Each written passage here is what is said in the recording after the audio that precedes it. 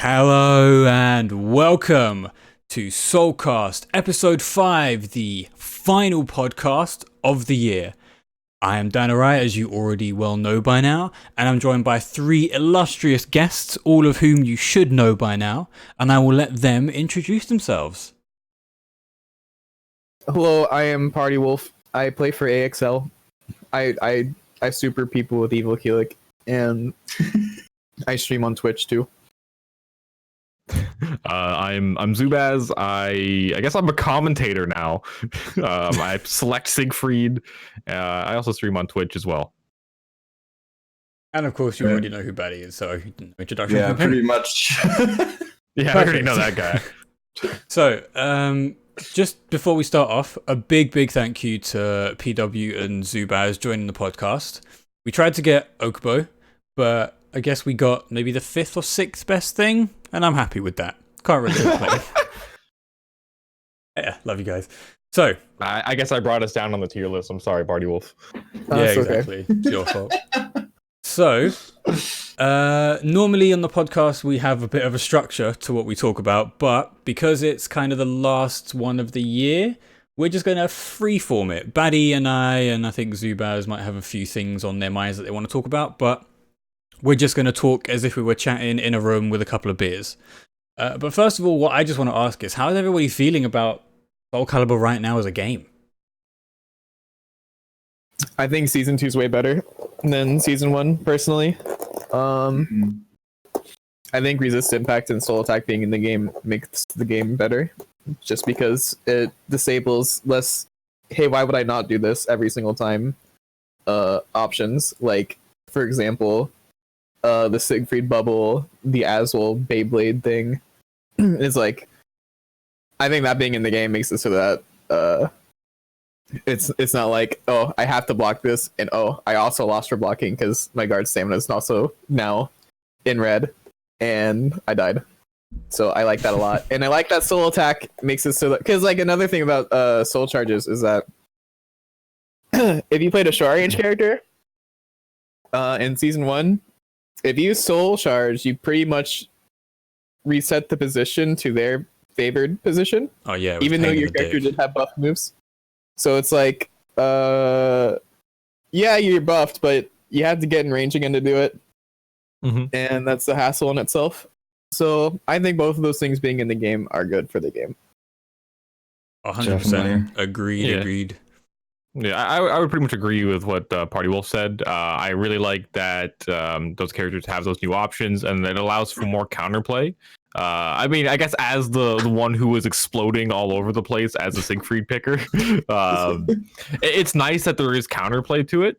So it's not like just like brain dead and whatever. But I think that overall the changes were really good. The balancing was for some characters that needed something got it, and then the addition of Soul Attack, as Party Wolf said, gave those options to the characters that didn't want to just blow you away. One of the biggest examples would be Keelik, because like Party Wolf and I play quite a bit, and basically he would Soul Charge, and then I would just back up and just watch him die. And if he tried to do anything, I would just 2K him over and over again, and it's just like, Oh yeah, I mean a lot of that's no longer there as much.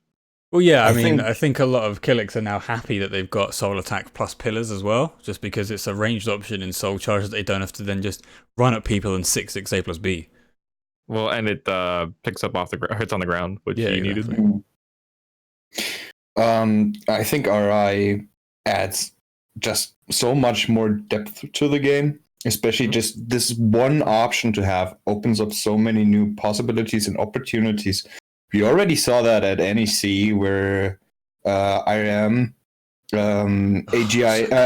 ARI'd the Soul Charge and got the run-winning kill, right? Yeah. Well, that's the one maxi thing. one's fucked up though, because like you resist impact and then they can't do anything. Yeah. When it resist impacts you, if you get resist impacted like normally, you have a chance to like re-GI normally. Yeah. But with like the maxi one and the Amy one and the Sophitia one, it's like, well, do not put Amy's RIs and Maxi's in the same category. Maxi still costs Gauge. Even when he's in 7-star, it still costs Gauge. Nerfed it. They just nerfed Amy's. Oh, did they? Yeah. Oh, does it cost bar now? No, it does less damage. Oh, well. I mean, But, it's still a like- free RI after raises, Well, right? Maxi's like with the It thing with is. Maxi, as Party Wolf was saying though, I think it is really strong for the reason of you can't do anything about it if he does it. And he can also whiff PSL. He can do a PSL and then go into Heaven's Guard, and it's like you have to guess on the first one, and then he does the second one, and you're like, okay, well now I can whiff punish, and then he can just do CE and just smash you out of it. And you're like, great, now I gotta guess 3 times in succession immediately to whiff punish this fucking character. It's like, oh my god. It's actually so the tilting. Maxi one is that it covers actually every hit level, and the other auto resist impacts, if that's what you want to call it, are still like specific to a hit level region. So Yeah. I it's just the Maxi one's so stupid. Yeah. Yeah, but he's still bottom 2, so it doesn't matter. He needed something. Say something. Dude. Say something. Yeah. I'm gonna go. Oh shit, he left. JK. But yeah, no, I think that there are certain things that are a little overtuned right now, and there's some characters that are a little strong, and they have the options that are really frustrating to deal with. And there are some characters that are, I think, I'm not sure if they need to be buffed or nerfed, but like reworked in a certain way, where it's like it's like not fun to play as or against, and like just like what's going on. It's just like, I don't know. It would be nice if certain things were just kind of generally changed about a few characters. Like what? So I would say that, I mean, I think Siegfried's one of them, where like his playstyle is kind of, it can be annoying for both parties, and just like the option that he has. I think obviously like the spin and everything, and like just the way he plays the game, it's a lot different than like he used to play the game. Mhm. So before he was very like poke oriented and everything. And there's a few other characters that I kind of just escape me, but I think Party Wolf, you put out a list of, and I pretty much agreed with everything on it, of characters that kind of just played the game really weird. I don't know if you want to touch on that a little bit more. You're the one that made the list.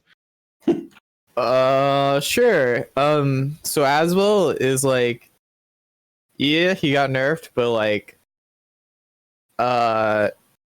it doesn't seem like he's fun to use, and he's also still like, the death of his gameplay is doing an axe slow or a 10 frame punish, and that's like, I don't know, it doesn't seem very fun. And because you had to like manage these stances, and then it's like awkward to do that, and then once you're in the stance you do something stupid and it's really good.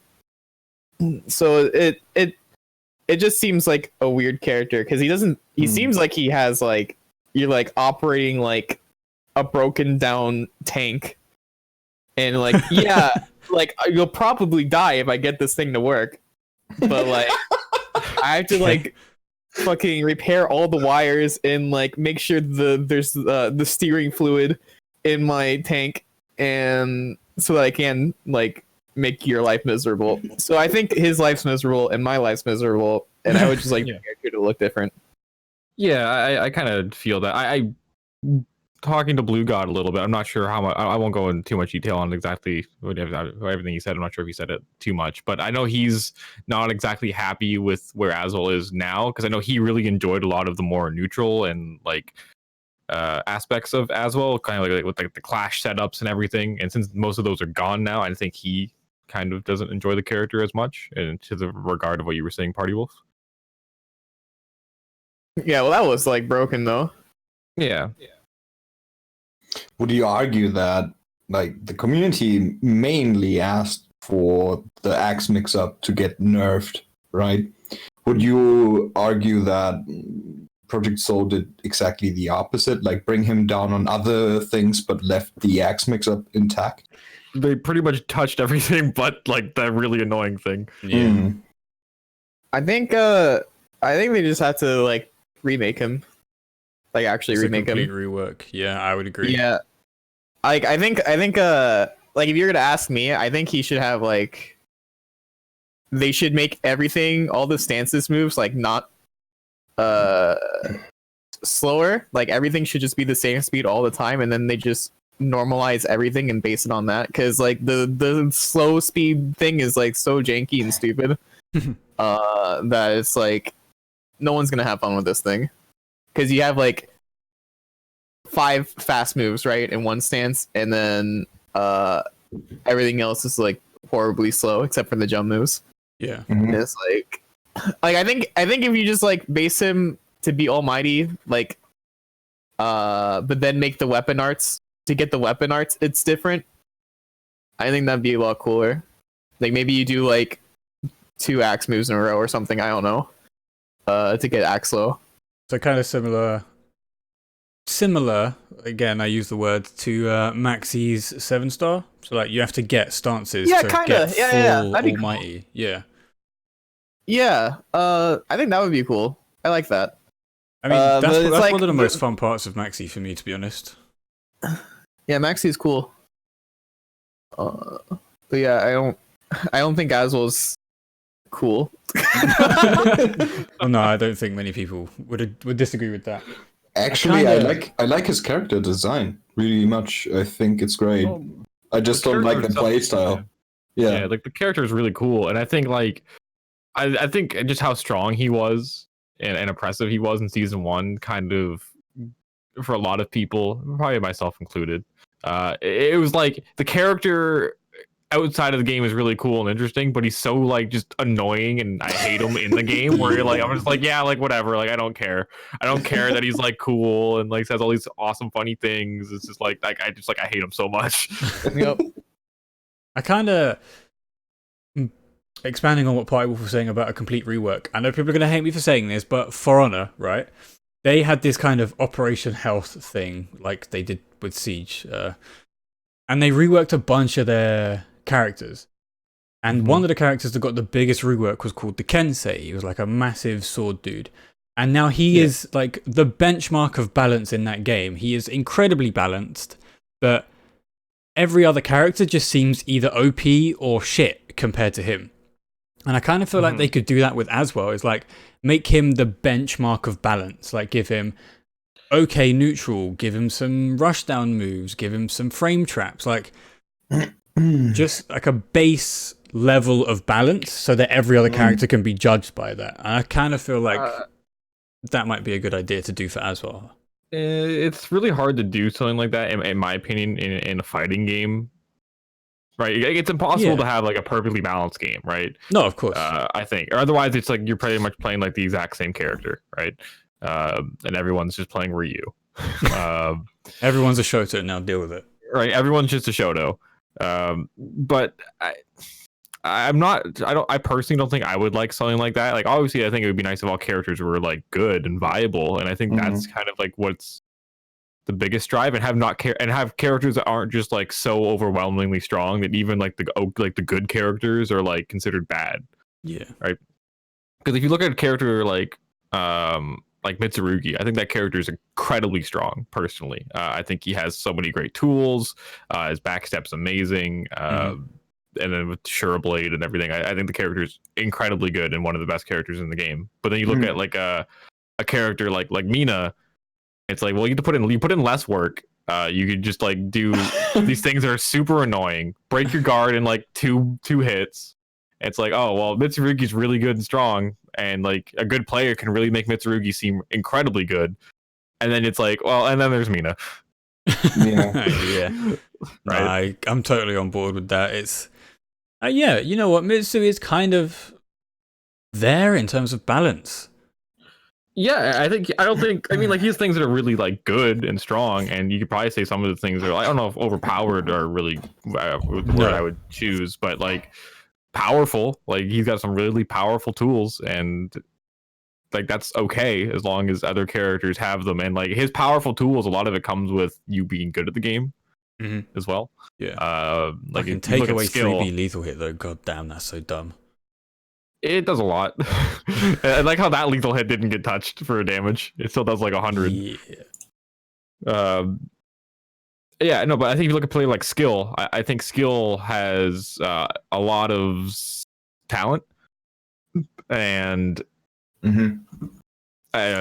he can really play neutral really well. And Mitsurugi's a character that can really play off that, as well as he's really good at like these really micro stance mix-ups. Like he'll go in, he'll do like a 6BB, step back, and then like do K or something at a miss, and it's like that's really good, and that's such like a small micro mix up, and it covers a lot of options that you're like the regular options you're trying to cover. It's like that beats, and like that's really cool. And it's like things like Mitsu can do things like that if the person playing is capable of it.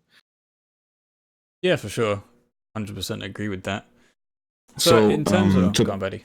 Yeah, to pick up on what you said, like the benchmark for balance, right? Yeah, I find this a pretty interesting topic, because if you consider like what you see in a lot of character discourse is, oh, my character's so bad, and I think this point of view comes from just comparing your character to the top dogs, right? And having the impression, okay, my character isn't broken as that, so mine is bad. But let's forget that forget about that for a second, and like, what character do you guys think is like the middle ground? What's the Yoshi, perfectly balanced character in Soul Yoshi. Calibur? Don't at me, You think Yoshi? Oh, okay. In like Soul Calibur 6, I would say I think probably Keelik is one of those characters in my opinion. And probably Mitsurugi in season 1 was like that. I'm not sure how I feel about him in season 2 quite yet. I think he's really even like crazier than he was. Obviously, not having an I-12 CE is not as good, but it's still an amazing with punish and everything. As well, I would say, yeah, probably those two characters for me. I'm not sure. Party Wolf, how do you feel about that? What exactly is the question? What's a mid-tier character? No paying Like, what character is like they show like it's like I think the question was like they show off like balance of the game pretty well. Right. What's your balance standard? Like, what character is representing the balance standard in Soul Calibur? Like, perfectly balanced. I think I feel like if you're looking for like a normal character, like I think Keelik's pretty normal. I think Grow's pretty normal. I think a lot of characters are pretty normal, but like they add like baby moves to all these characters all the time. What's like Sophia, for example, was like a normal character, but now she's like a hurricane and haha. Or like Xianghua now has her auto GI that's not steppable and it's -14.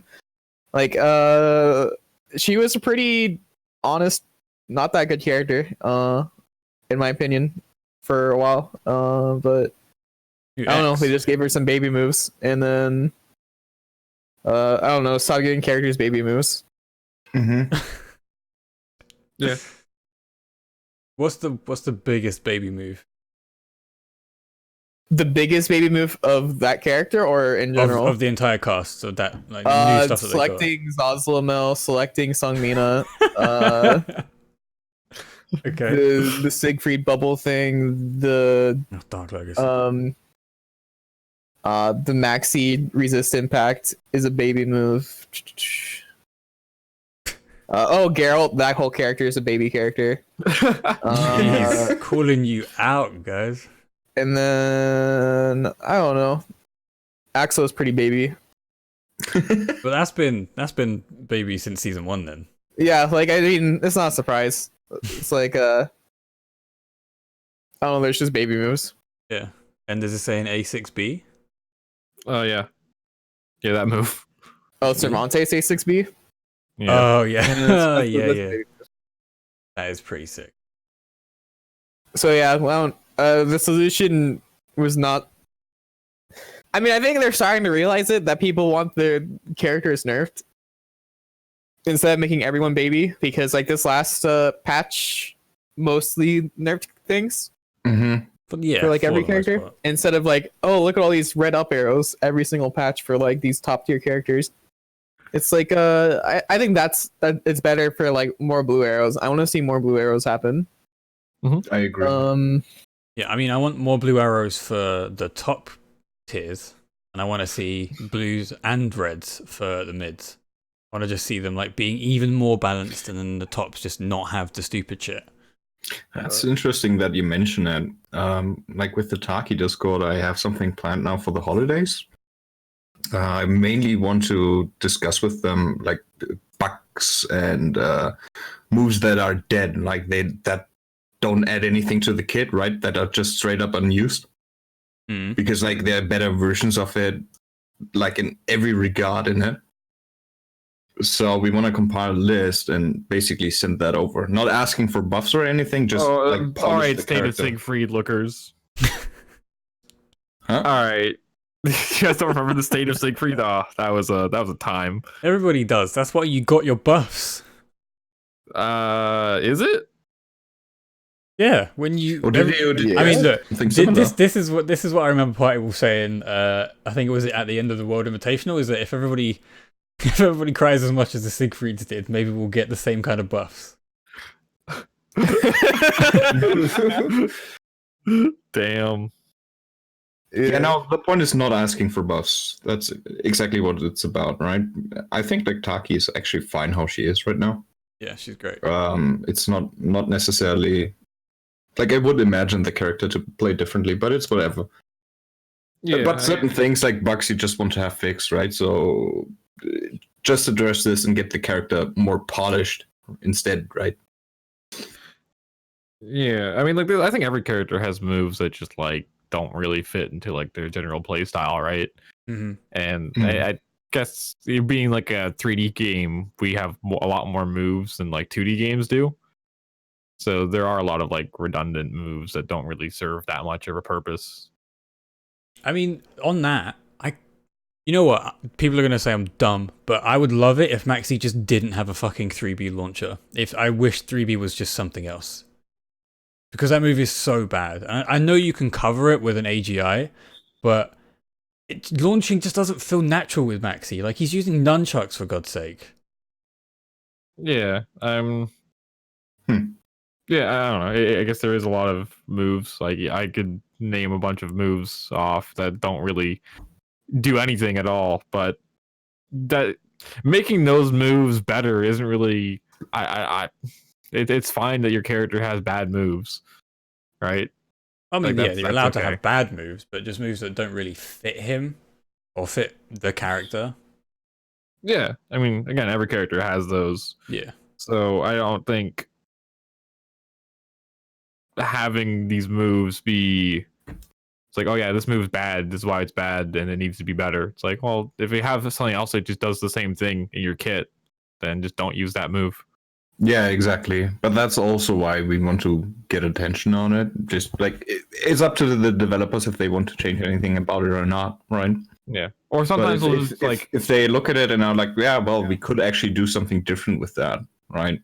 That would be great. well, yeah, or sometimes they'll just like give the character a new move for no reason, and it's like a baby dumb move. Oh, cool. Like, yeah, that they really needed that. But I don't know. I think overall, like, I guess we think we touched on it a little bit, or it's like, oh yeah, my main sucks syndrome. I think some of that can be like, since you play the character, you know really a lot of the ins and outs of the character, and like you really understand their flaws. Mm-hmm. Yeah. And like that gets really pushed to the forefront of like, oh well, this is why this character's bad, and you kind of stop thinking of why the character's good. And not that I'm perfect for it, obviously. I'm not like some pinnacle of just like, aha, I know everything and Siegfried's good. Obviously, there's things I complain about, but they can be irrational even from what I say, right? So some of it can be your just experience with the character, your understanding of the character and everything. And if everyone had like the same amount of like knowledge you did, and if you had the same amount of knowledge that they do, it would be like you probably feel different, but you don't because you spend most of your time with one character or maybe 2 or 3, but not every character. Yeah, like there's definitely some kind of confirmation bias that you can have, especially if like, you surround yourself in like the character discords, or you surround yourself with the same people on stream all the time, and you can just unfortunately be stuck in this cycle of my character sucks because it can't do what this other character can do. Yeah. It's like me saying 3A4 is bad when someone like sidesteps it.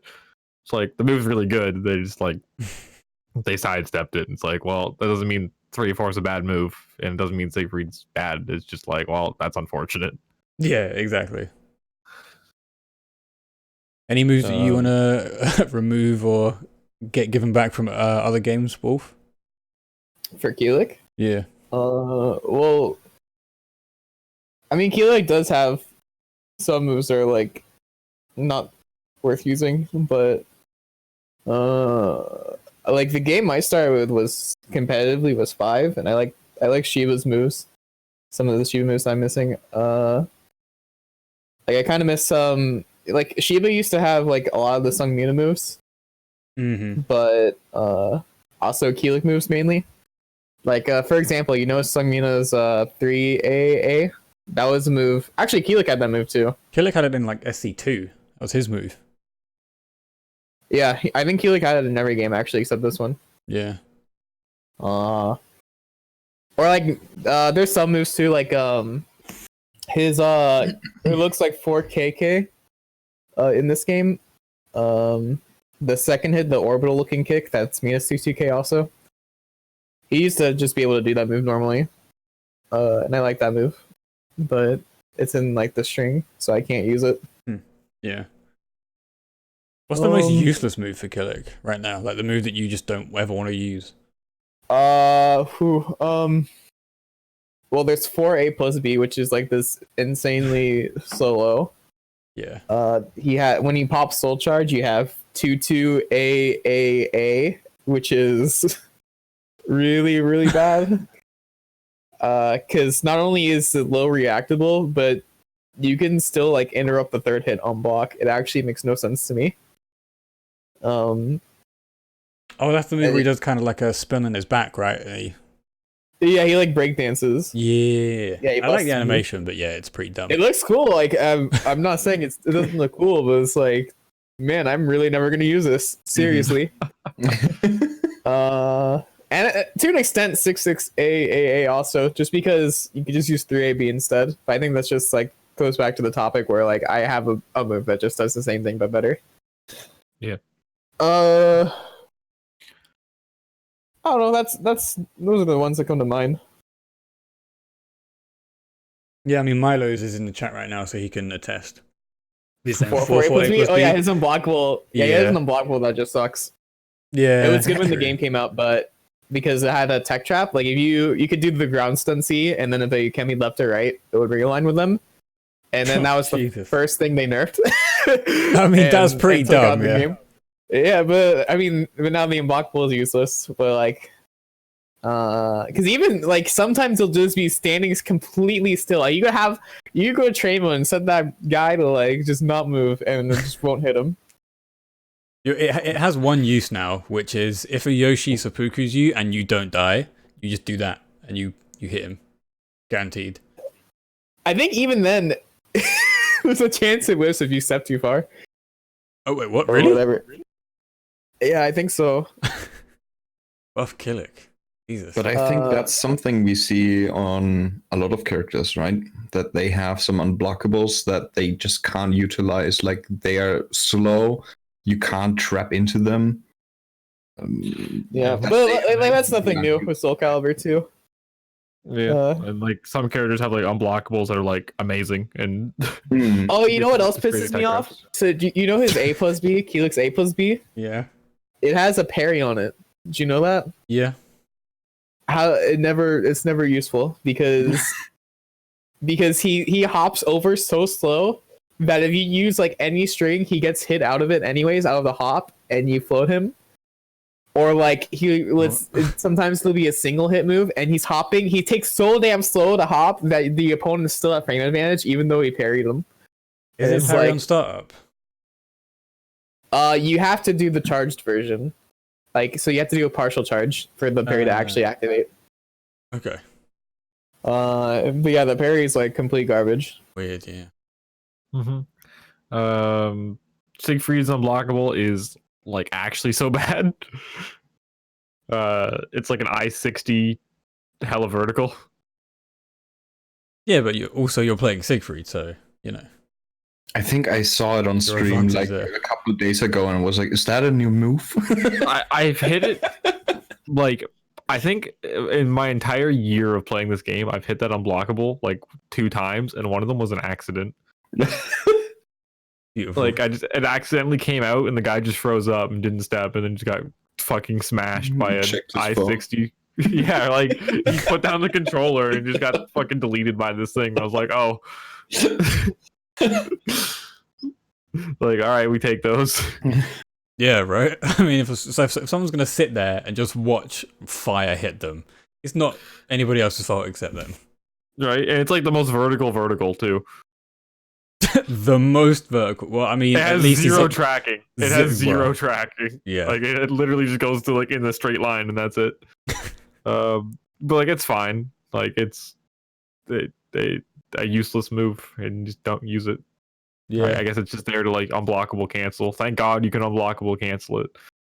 Is it a viable unblockable cancel though, like Zass's? No, not really. No. No, it's just there to light yourself on fire. Really, it's just there to look pretty. Yeah, just cancel it over and over again at max range. Right, pretty much. That's it for the Keelik one. But yeah, it's funny because Keelik's other unblockables are actually good, but that one's just terrible. But you can cancel it and it looks cool. Yeah. Especially when he fights like Maxi and he's in Soul Charge, he's like, when you do the unblockable, he's like, "Stop me!" and you can keep spamming that voice line when you're in Soul Charge because you can cancel the move. So it's like you go like, "Stop me! Stop!" Jesus, like over and over again. All right, so good. I have to jump in a quick training with Milo's and see how see if that's actually true. That'd be fucking hilarious. I love it. Yeah. You didn't know that, Milos? Yeah, he just screams "Stop me" over and over again when you're in Soul Charge. Oh my god. To be honest, BM tech is the best tech. Oh, it's true. Fucking, what is it? Andy learnt a fucking combo with a taunt in it. Like he learned an actual like 100 damage combo that includes a taunt. It's ridiculous. That's toxic. Yeah. But he plays that, so he's allowed to be toxic, so yeah. That character is actually so good. Really is. One day his verticals will be verticals and we'll all rejoice. Right? Oh, I can't wait for it. But who knows how long that'll take. I hope one day I can finally sidestep his ass. Yeah, but then you start sidestepping his verticals and he'll just stop doing them and start doing his horizontals again, and you still can't step.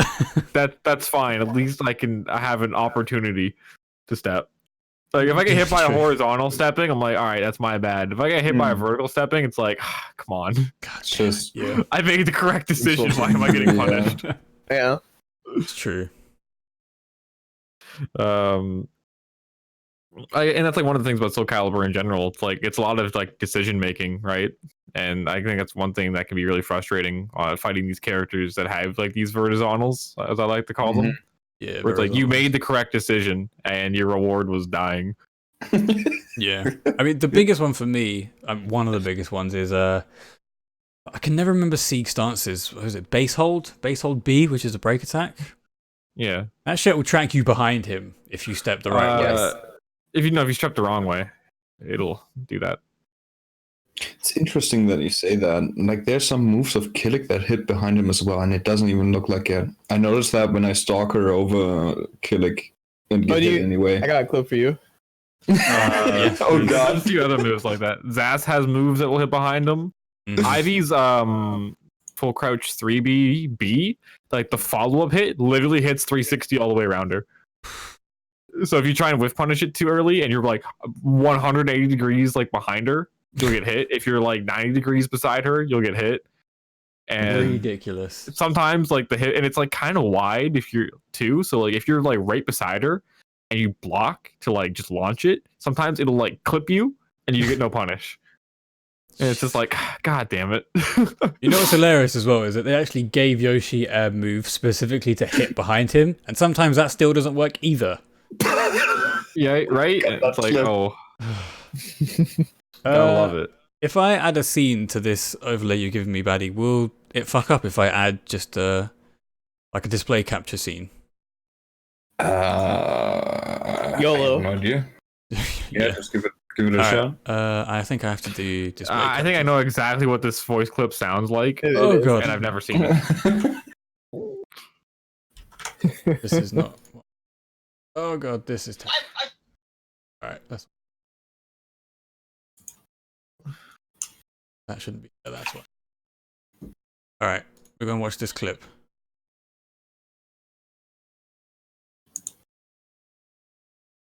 You wanna play? No? Twitter clips are just terrible.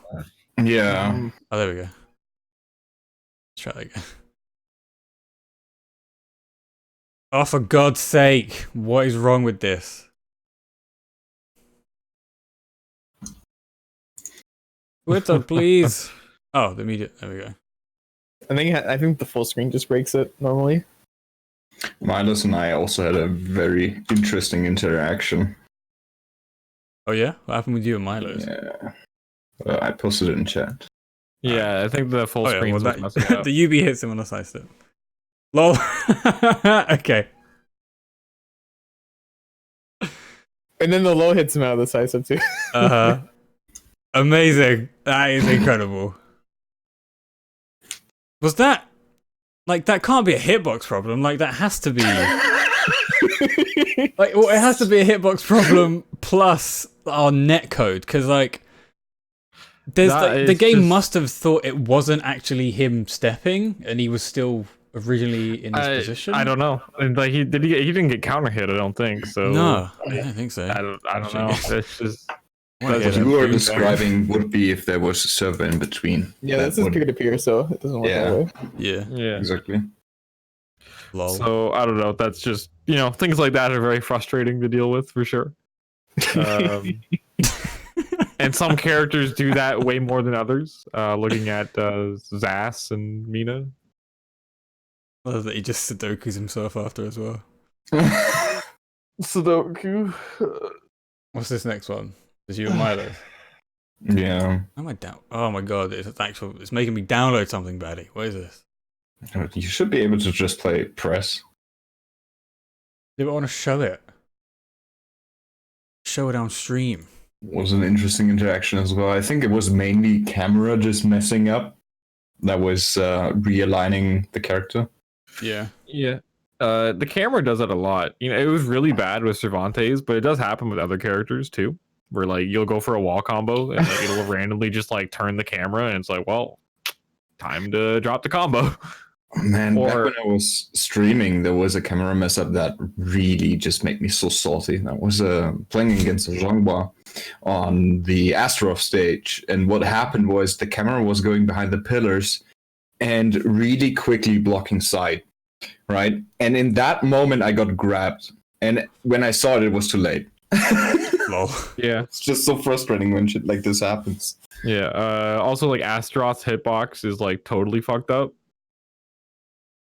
Oh yeah. Like, if you try and like hit him, well, like on his back, everything just whiffs right through him.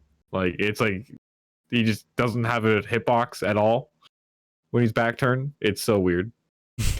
Well, yeah, his hitbox shrinks when he does sidestep B, right?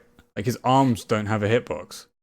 Yeah, well, like no, like if he's just back turned, his hitbox just like disappears, and like a lot of moves just will phase right through him. Amazing. Like I mean I know a few examples because I play Siegfried, but like Siegfried's 6B will just whiff entirely. It'll just go through him. It just goes right through him. Oh my god! It's like it's consistent, literally every time. I love it. And it's like and his 6AA will also just go entirely through him. It makes no sense. It's like just Astaroth things. Yeah, right. Let's watch this Baddy Milo's clip. Whoa. What?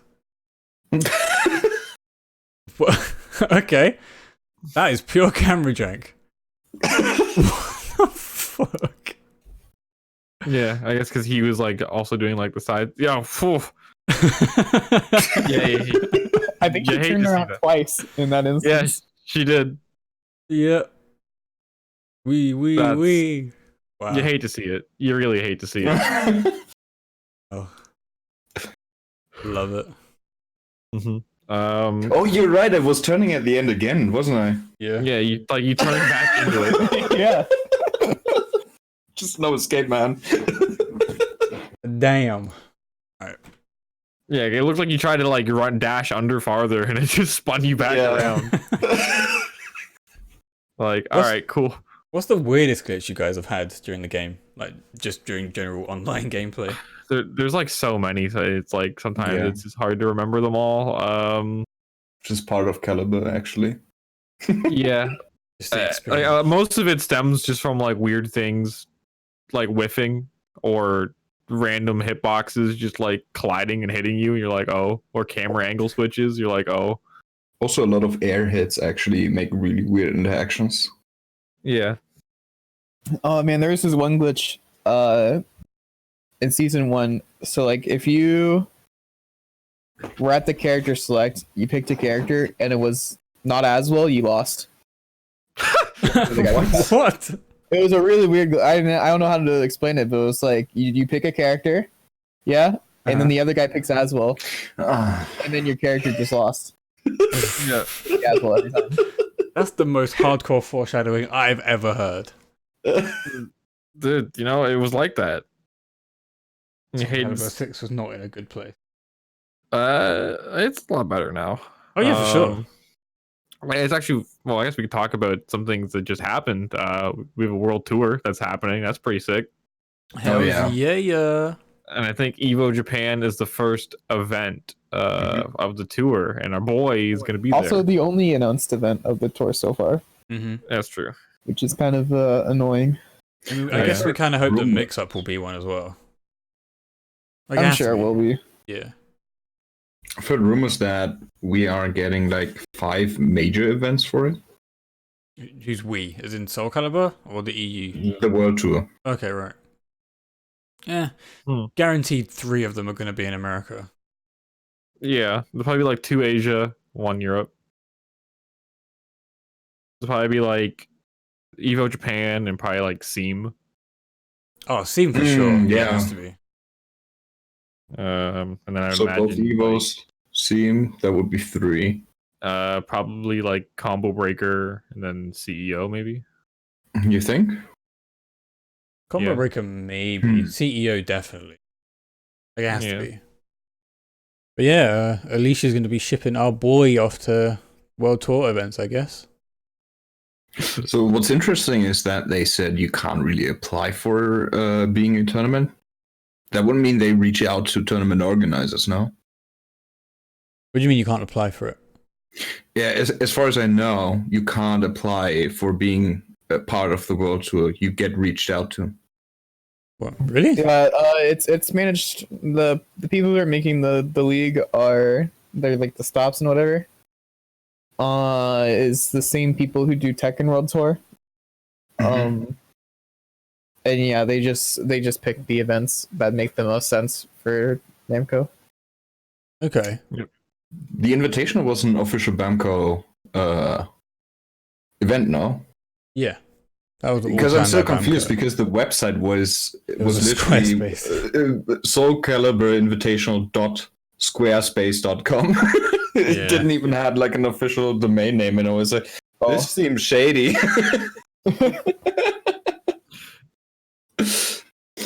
I mean, But, to a degree, you can't blame him because it was kind of this is our only kind of world invitational for the first year. Like, we didn't even have a world tour announced at that point. And it's almost Christmas, and we've had the world tour announced for a couple of weeks now. So, you know, now they know that we're a community that wants this game to survive. They're going to pump more money into it. They're going to give us, hopefully, a season 3, because it'd be such a kick in the dick if the world tour ends and we don't get a season 3 announcement? Well, I think that there's more people playing the game right now, right? So, which is good, and people keep playing it. The community is very supportive. I think we have one of the most like supportive communities out of all of them. Like, if you look at like events like NLBC, every week we're like over triple the amount of donated money than any other game. Every week people showing up. As a streamer, I've noticed that my streams are getting a lot more views, a lot more people kind of like engaging with not only streams but like extra content as well. There's more content being made. The community run tournaments, like the Illuminati Invitational, the break the desk that Guild runs and everything like that. They are getting a lot of entrances, a lot of Matrino money raised, a lot of views. I think the last invitational we did for the Illuminati, I think we peaked at like over 300 viewers. Wow. Damn, I think that's sick. It's pretty good, man. Yeah, which is awesome. It was like 100% growth from the previous one we'd done. So the community is a really big part of why the game is continuing to be supported, and I think Okubo said that as well. Where like if the community didn't push and keep playing and supporting and going to events, it's like there was never a plan for season 2, right? So I think we made that happen, which is pretty awesome. And I think as long as we're still around playing, it won't be an issue of a season 3. Yeah, for sure.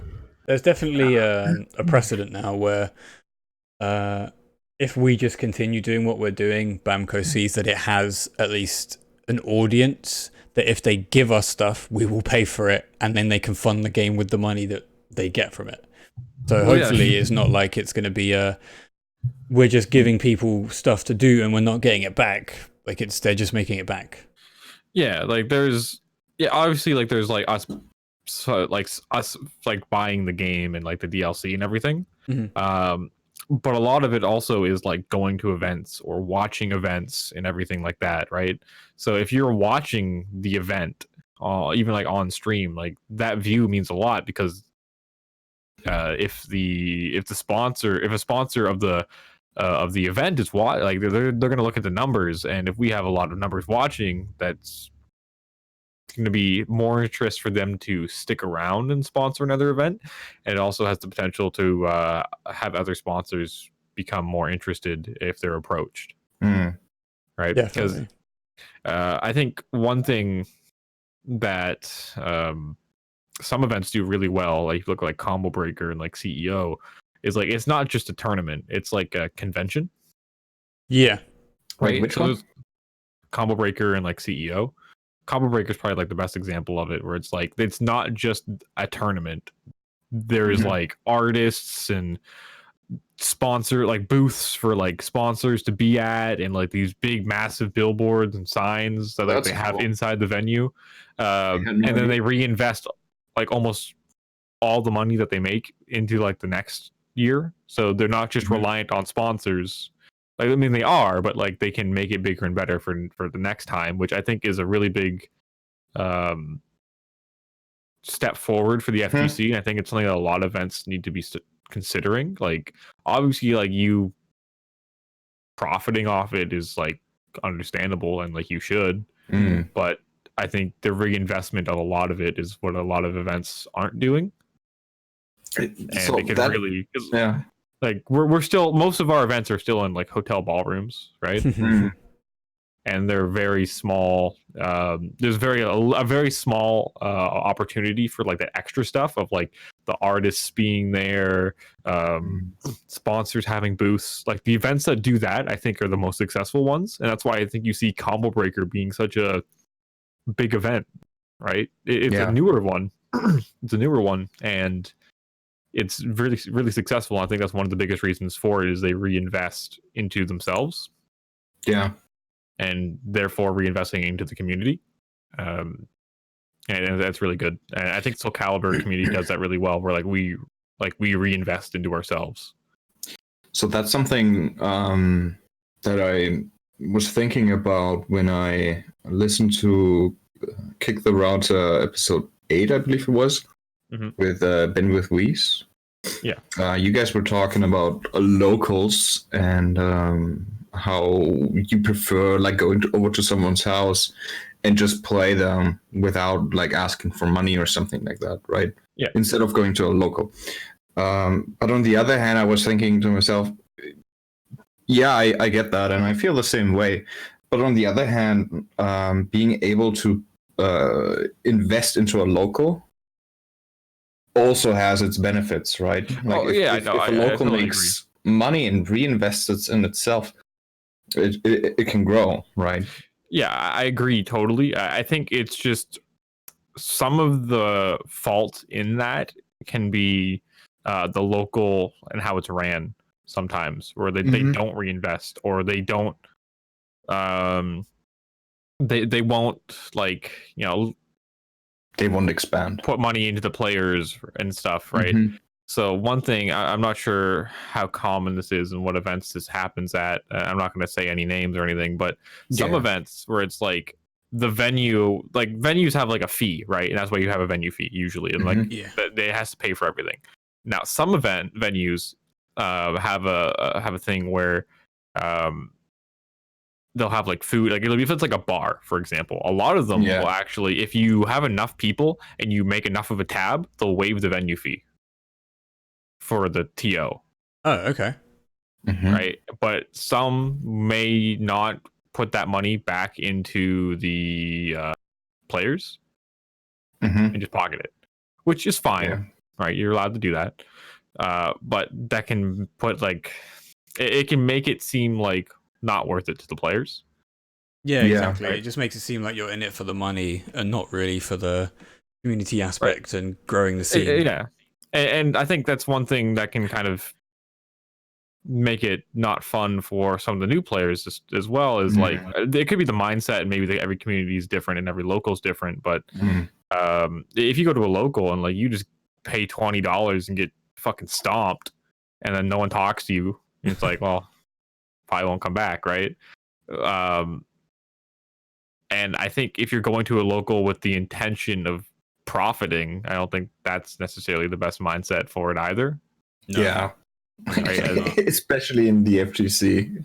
I don't think there's much money to be made, to be honest. Well, there's that, but it's like at the same time, it's like you're just like profiting off your friends. And like, yeah, sure, it's like, it's nice to win like money and everything, and everyone likes to do it, but I don't think that should be like the main focus of the event. I think like the community aspect of it should be your, in my personal opinion, should be like what you're going for, or like the practice aspect of it, right?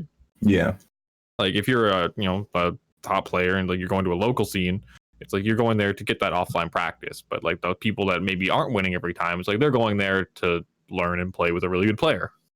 Yeah, exactly. And I think alongside that aspect of going there to play top players, if you're not a top player yourself, not even just that, but having casual setups as well, so that once the tournament's finished, everybody doesn't just go home. Like you want to foster a community that relies on itself, so that if you have people who are willing to play your game and they want to play it at your venue, you have setups for us to do that there. And people will come back time and time again if they know that after watching a tournament, there is opportunity to just sit back, relax, and play some casuals. Yeah, that is something I was wondering as well when I was listening to the podcast. You talked about the local as if it was only a tournament. Do you guys not have casuals going on there? Maybe it should just be like from my experience at locals. I feel like with my experience, like there was not a lot of casual stations. So you didn't really have the opportunity, and like just the way mine was set up, it starts pretty late and ends kind of early. Like it ends at 11 and it starts at like 8 o'clock. Wow. So you have like 3 hours. And that's nothing. What the heck? Wait, what? For me, I drive like, maybe it starts at 7, but the tournament doesn't start until 8. So it opens up at 7, doesn't start till 8, and then you close it at 11. And It just seems like the timing on it is just not great, and that can come down to the TO. Like our TO does a great job, and like he's a really nice guy and everything. So I don't want to like say negative things about him, because I don't think that way. But it can just like where like the local is set up and everything. Sometimes it could be a venue change could be better, not just positionally, but like time wise, or like maybe starting earlier or doing whatever. And just like the time frame which a local is run can really make a difference, and like the day it's on can make a difference too, right? Yeah, for sure. So what's the favorite local you've been to, Zubaz? I mean, I've only ever been to mine, so okay. Is that the only tournament setting you've ever been to? No, you've been to I've like gone other to, tournaments and stuff, right? Yeah, I've been to other tournaments and stuff, but for local, like no. I mean, the only major I've ever been to was Defend the North, and that was really good. Like the venue wasn't amazing, but it was really nice to meet everyone and do all that. But to kind of back to the topic we were on before of just like I'd rather just like go to someone's house. It's like that's not. I don't mean that like locals aren't fun. And like going to a venue isn't fun. Like it is a lot of fun. No, I get you. The point of it was if you don't have that set up, it's a great alternative. Right? Yeah, like say you don't have a venue, or there's not enough people to make a venue happen. If it's just you and 3 of your friends and you go over to one of your friend's house and order some pizza and play for 6 hours, that's also just as fun. I know the Houston scene does that, where like they have Caliber House, and I think on every Monday they just have people come over and they just like all hang out and play Caliber. Man, I really hope SoulCaliber grows even more. I want that in my city as well. That sounds so great and fun to do. You make it happen, buddy. You be the guy. Yeah, just like invite people over, order some pizza. We got 2 other SoulCaliber players in our region. One in the next city and one way outside. And that's about it. But we do have a fighting game local here, like once a month. We're about 20, 25 people. And honestly, even if I go there not to play, I still show up just because not only do I want to support this, having something like this at all, but also just because I really just enjoy hanging out with like-minded people, right? Just like all of them nerds, weeps and stuff like that. And you can talk about stuff that's going on. Yeah. It's great. Party Wolf doesn't dress up as Killick for World Tour. I'm going to cry. Don't think that's gonna happen. God damn it. Donation goal on stream. Let's get the cosplay. No, I don't think so. What's your favorite tournament you've been to, Party Wolf? It doesn't have to be any that you've won as well. It's like the best experience you've had.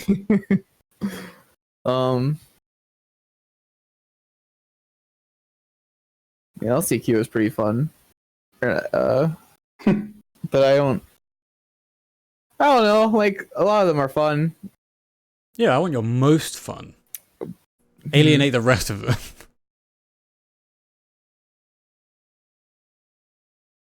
I think the ones that are at like actual conventions, like DreamHacks, are like my preferred because there's other stuff to do at the convention. Like I've been to like when Tekken 7 was not released, I went to they had like these pre-release tournaments on like a tour, and one of them was at a thing called Wizard World, and that was kind of cool because you have like it was like basically a comic convention or anime convention plus an actual like fighting game thing where you could get money from it. So it's like I think that was pretty cool too. Okay. Yeah. I think the hotel room tournaments are like nice every now and then, but they're kind of boring. And I think sometimes the FGC events are like try to mimic conventions. I don't know. There's something that doesn't always quite have the same effect for me. Maybe it's just because of like how they sub the vendors. I feel like always the vendors are always like pushed to the side, and like they aren't like a central thing to where it's like, oh, look at all this cool stuff here. Yeah. Yeah. CEO kind of has like the vendors and stuff. I heard Combo Breaker was actually really good for like what you were just mentioning, Michael or Party Wolf, of what's like putting the vendors and having them be like a really big part of the event. Mhm. And I do agree that like that should be a big focus. I touched on it while you were away. Of that should be a really big focus because not only does it bring more people to the event, but it also like allows the organizer to reinvest back into the event and have sponsors also have an easier way to invest into it because they're not just going to be a name on a screen. They're going to have like a booth with a big sign and everything as well. Yeah.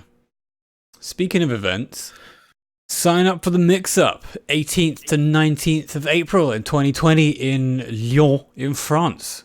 Do it now. I think we've got over 50 entrants so far for SoulCal, which is pretty damn sick. Mm-hmm. There's a few North American players that are going or planning to go. Yeah, if you have a Discord, then ask Milo's to give you the mix-up organizational Discord and tell everybody when you're arriving and where you're going to be staying, so that we can do some casuals outside of the tournament setting. Go get drunk together, all the good shit that you should be doing. Mm-hmm. I actually, when I went to London, I met with the Soul Calibur guys there, and that was a really fun night. Yeah, I was so pissed that I couldn't come. Yeah, it's all right. Maybe next time. I'll be going back next year, so sweet. Maybe next time we can hang out. I'll probably be going for a little bit longer, so maybe you'll have more opportunity. Yeah, you were with Milo's, Neon, and Carp, right? Milo's, Neon, Carp, Arpia, and Zero. Oh yeah, of course. I just remember your picture from the underground, and I just remember you guys. Zero had to leave early. I did get a picture with him, but he had to leave early. Fair play. And you got incredibly ill, didn't you? I'm still sick. It's been like a whole month, and like my nose is still running constantly. You got the English AIDS. It's terrible. Like, oh my, like, look. Okay, this is a hot take, and I don't care. Oh god. Anyone that says London is nice, I feel like has never been. Look, I live in London. I've brought up in London for all my years, and yes, I agree with you. Like, I don't know how people can be like, oh, it's so beautiful and great. Like, what? It's literally just gray all the time. I woke up and like it looked basically the same as when I went to bed. Yeah, you came a couple of months ago, right? So it was it summer when you came in? It was still grey. No, it was like the fall. It was like, oh, okay, or autumn as we call it over here. Oh, yeah. It was. Yeah, it was like that. But yeah, like the food wasn't great. The transport. Hey. Our food is magnificent. Alright. I can confirm it's not. It's like like the joke where it's like white people don't know how to season food. I understand it now. I really understand it. I'm like, look, I'm white. I know how to like make food and season food and like everything. And I went there and it's like, this is like the most bland tasting thing I've ever had in my whole life. Yeah, but where did you go? Like what part of London? I was in Covent Garden and I went out to get dinner with my girlfriend, and it was just like 50 pounds for the two of us.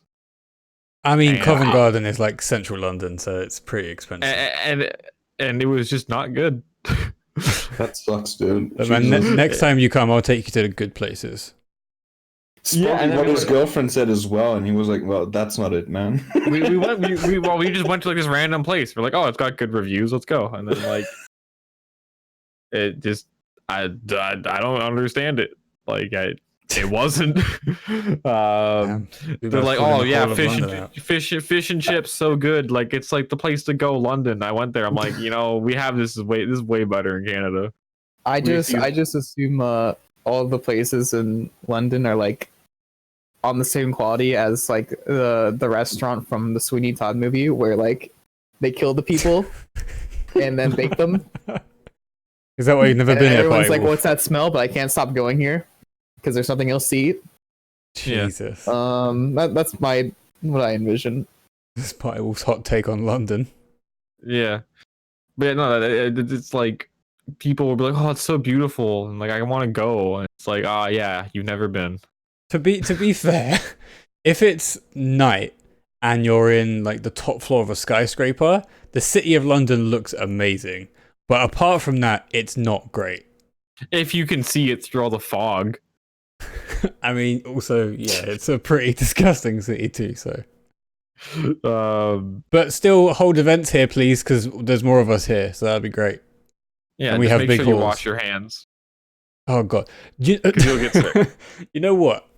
It's a perfect segue, unintentional as well. But there was an article that somebody tagged me in on Twitter, which was about FGC etiquette, personal hygiene at tournaments, and it's a toptier.gg article.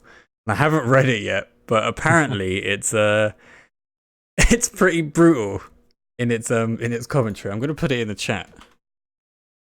But basically, yes, be clean when you come to tournaments, because there's going to be, especially at mix-up, there's going to be like hundreds of us there, and no going to AC. attract anybody. I mean, it should be obvious that you like come there clean, but what often is the issue is that some venues don't have good ventilation, and what happens is that just a room full of nerds, it gets sweaty pretty quick, right? That's something. Yeah. Deodorant exists for a reason.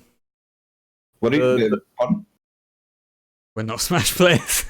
The worst smelling tournaments I've been to was there's two of them that are like really up there. One of them was this like, I guess it was like some Smash Monthly in Houston that they had. Why does SoulCast everybody think this is ridiculous? Sorry to interrupt, too. but Smash players apparently have got the worst rep for cleanliness.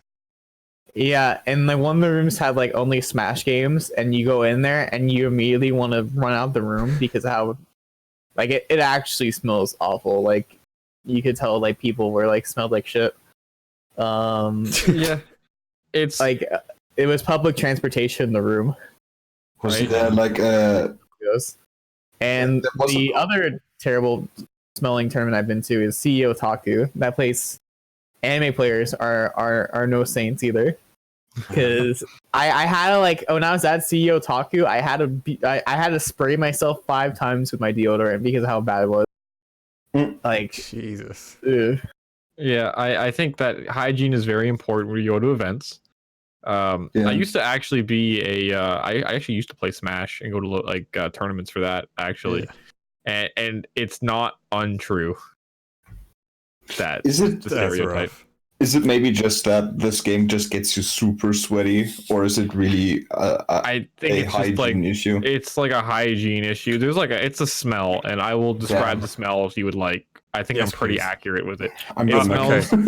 It smells like body odor, onions, and like unwashed ass. That sounds fucking disgusting.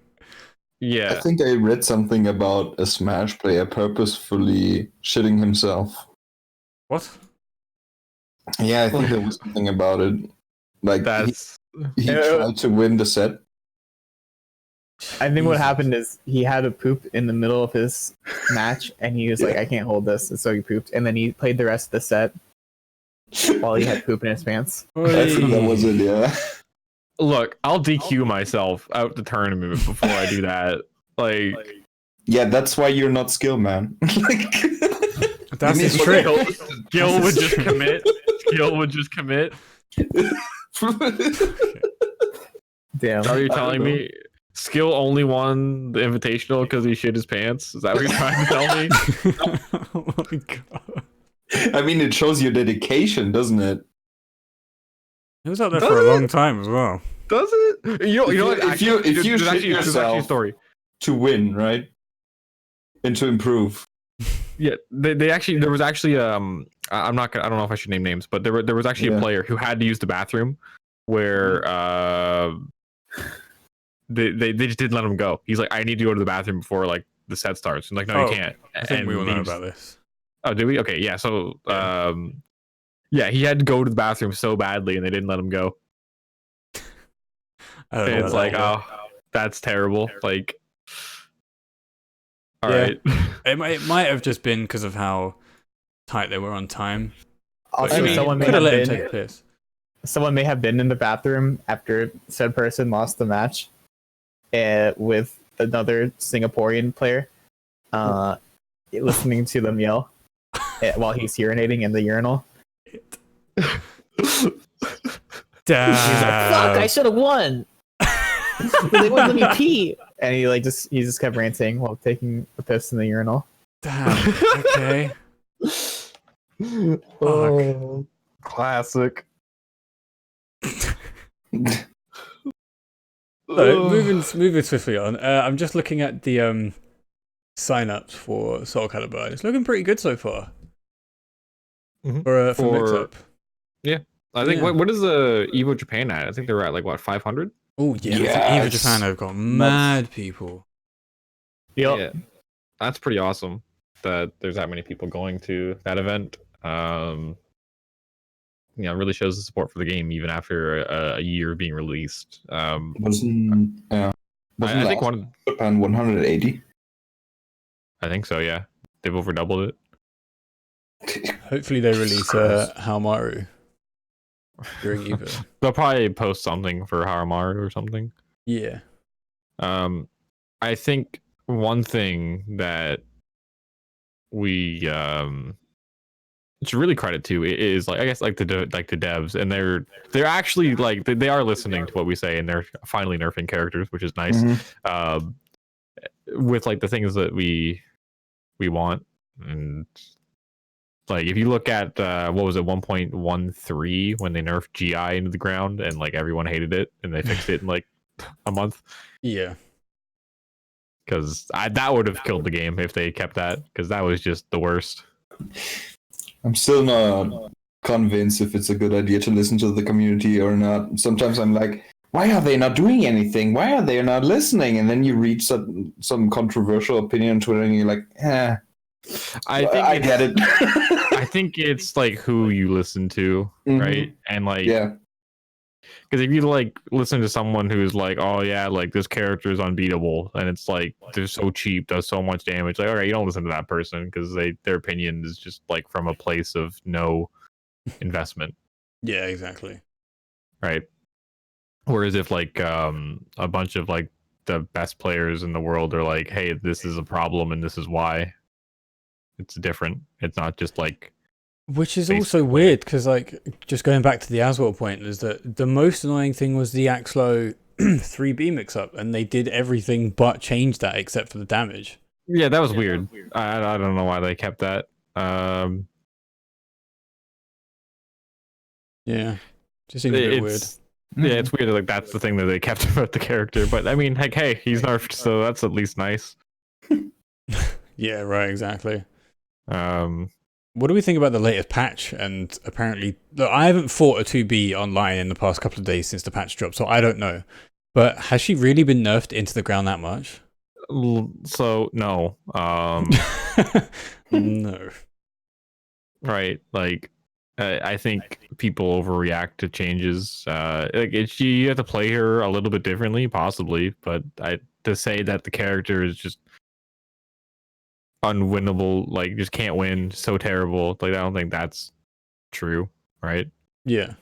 And people saying that, I think they just like to complain.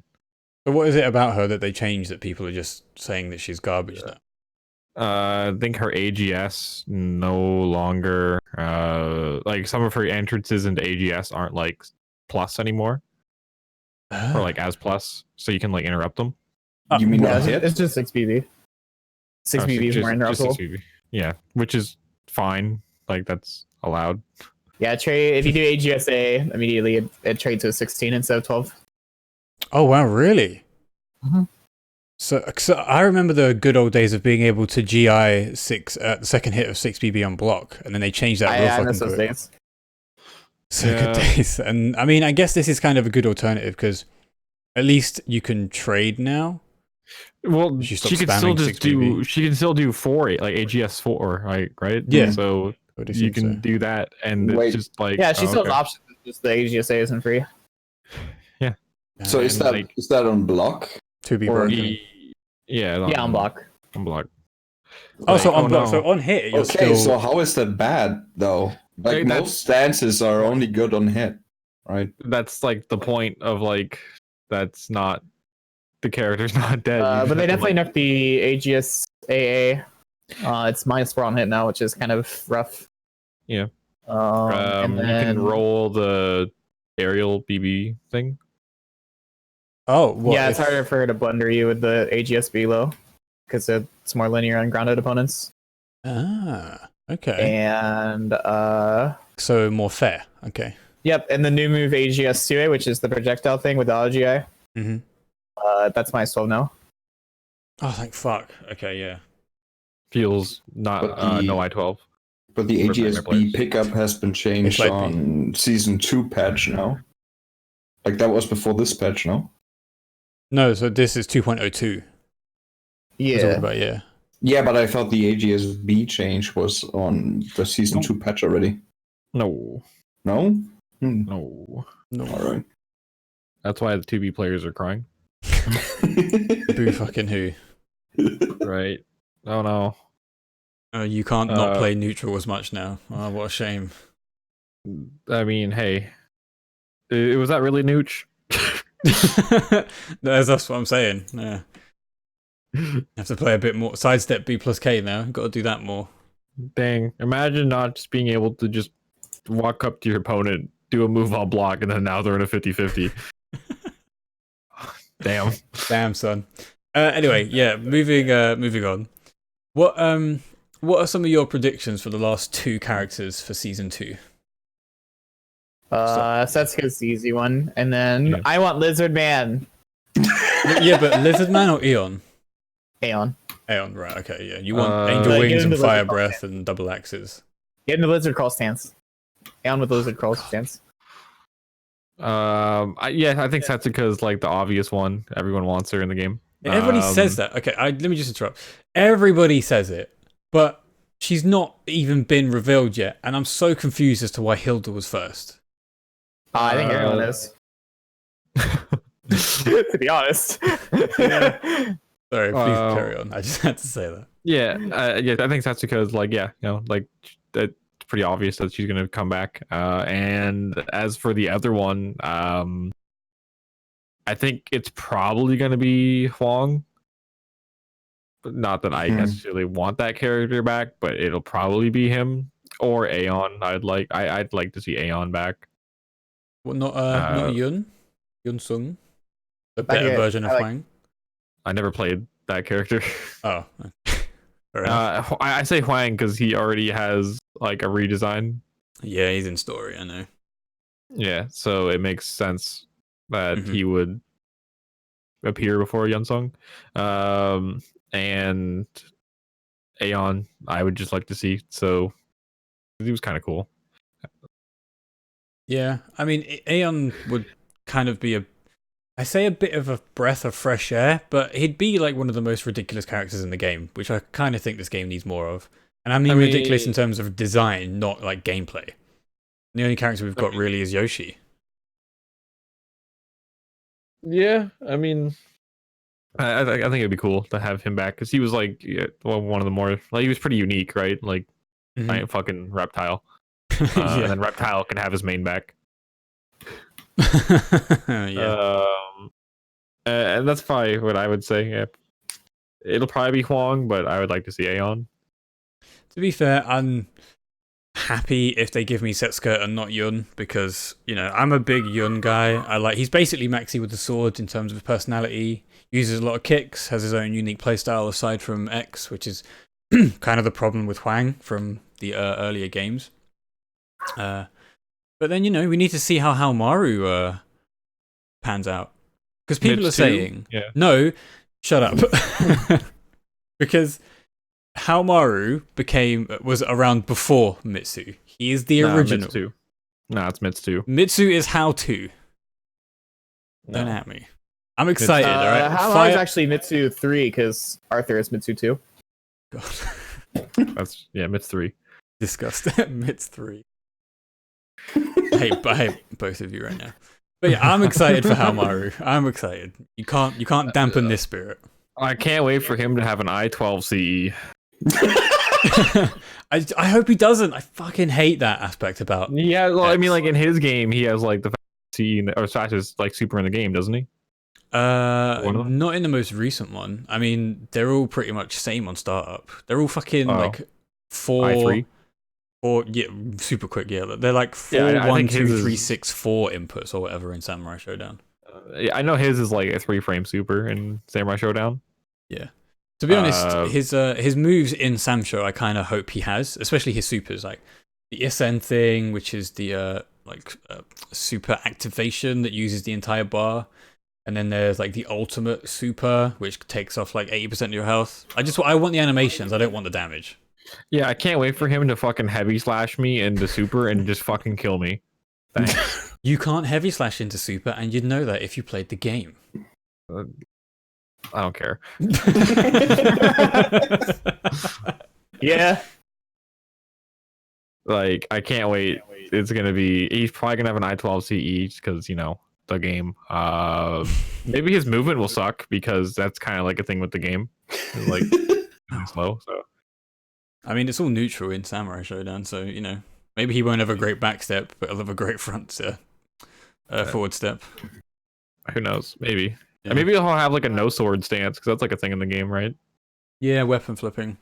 I mean, maybe he'll be able to put it away for like close quarters combat.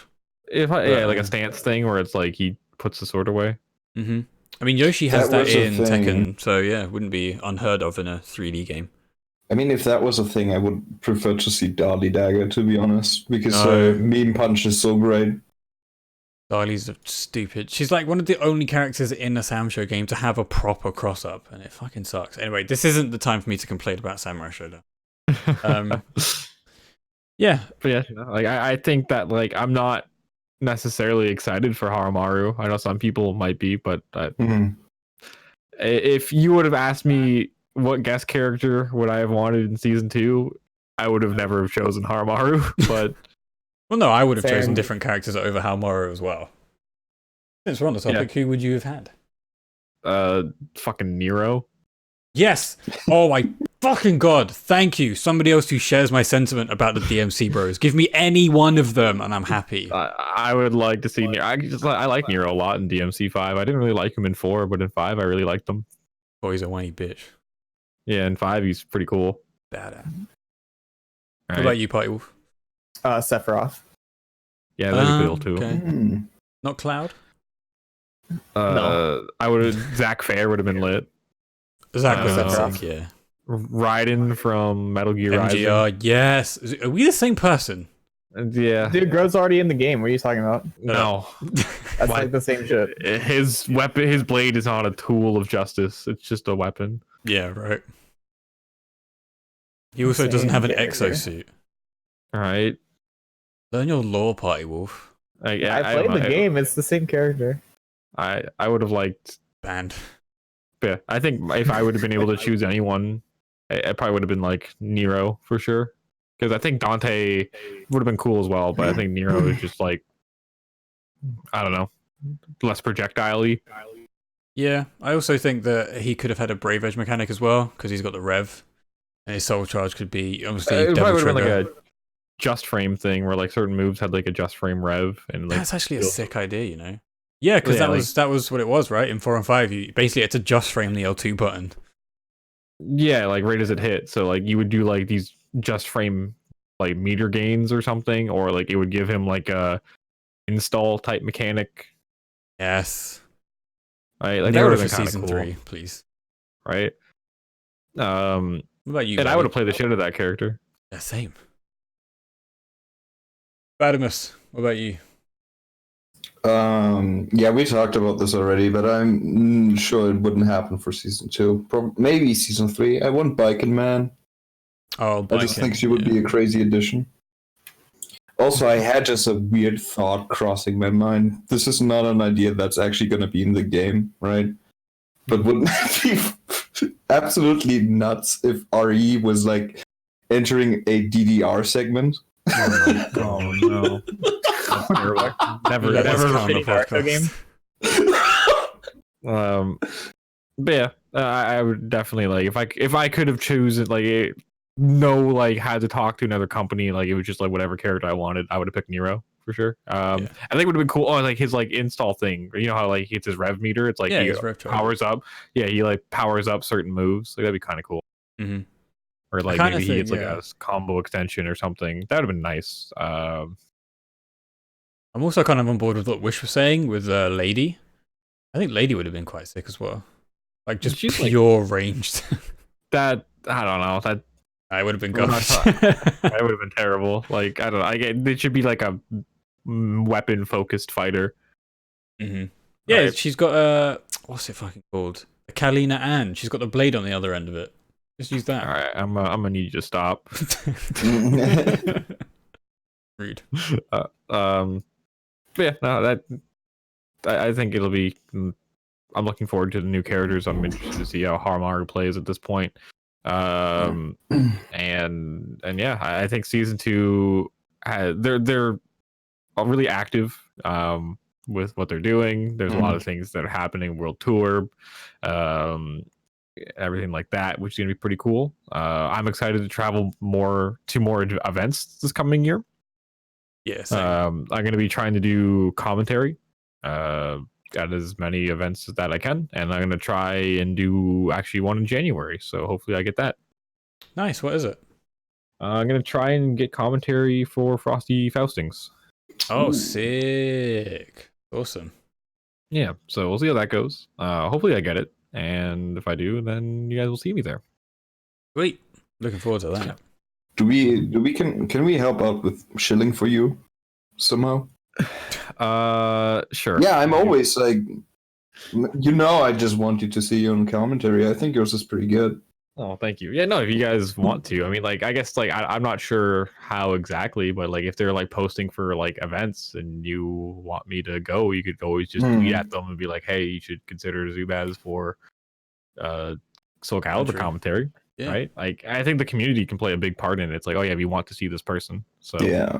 I mean, talking about it, we have commentary with you coming up very soon on Sunday. Yep, exactly, for the EU finals.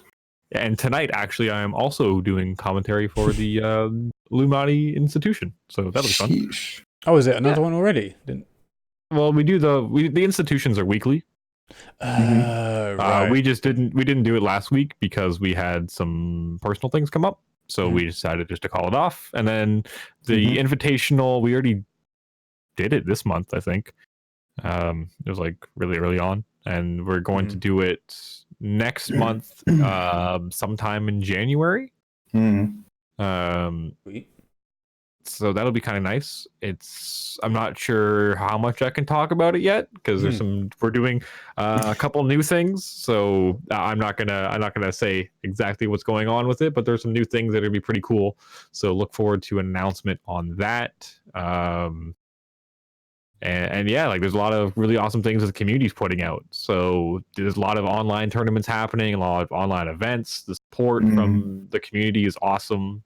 It makes me feel really, really, really happy to like have the amount of support that we do. I've met a lot of really great friends through Soul Calibur as well, so I'm really happy for that. Like Party Wolf's a great friend of mine, and I'm really happy to have met him. And maybe we're gonna go to an event together and actually hang out for the first time. That'll be fun. Oh, have you two not met yet? No. Oh, damn. Get on it. That's actually something interesting. Like, how did you guys meet? How did we meet? It was like, he asked me for a picture. Yeah. I think Zeph challenged me to a 1st to 10, and then I lost. And it just kind of went from there. I think that's how it went. Is it? I think so.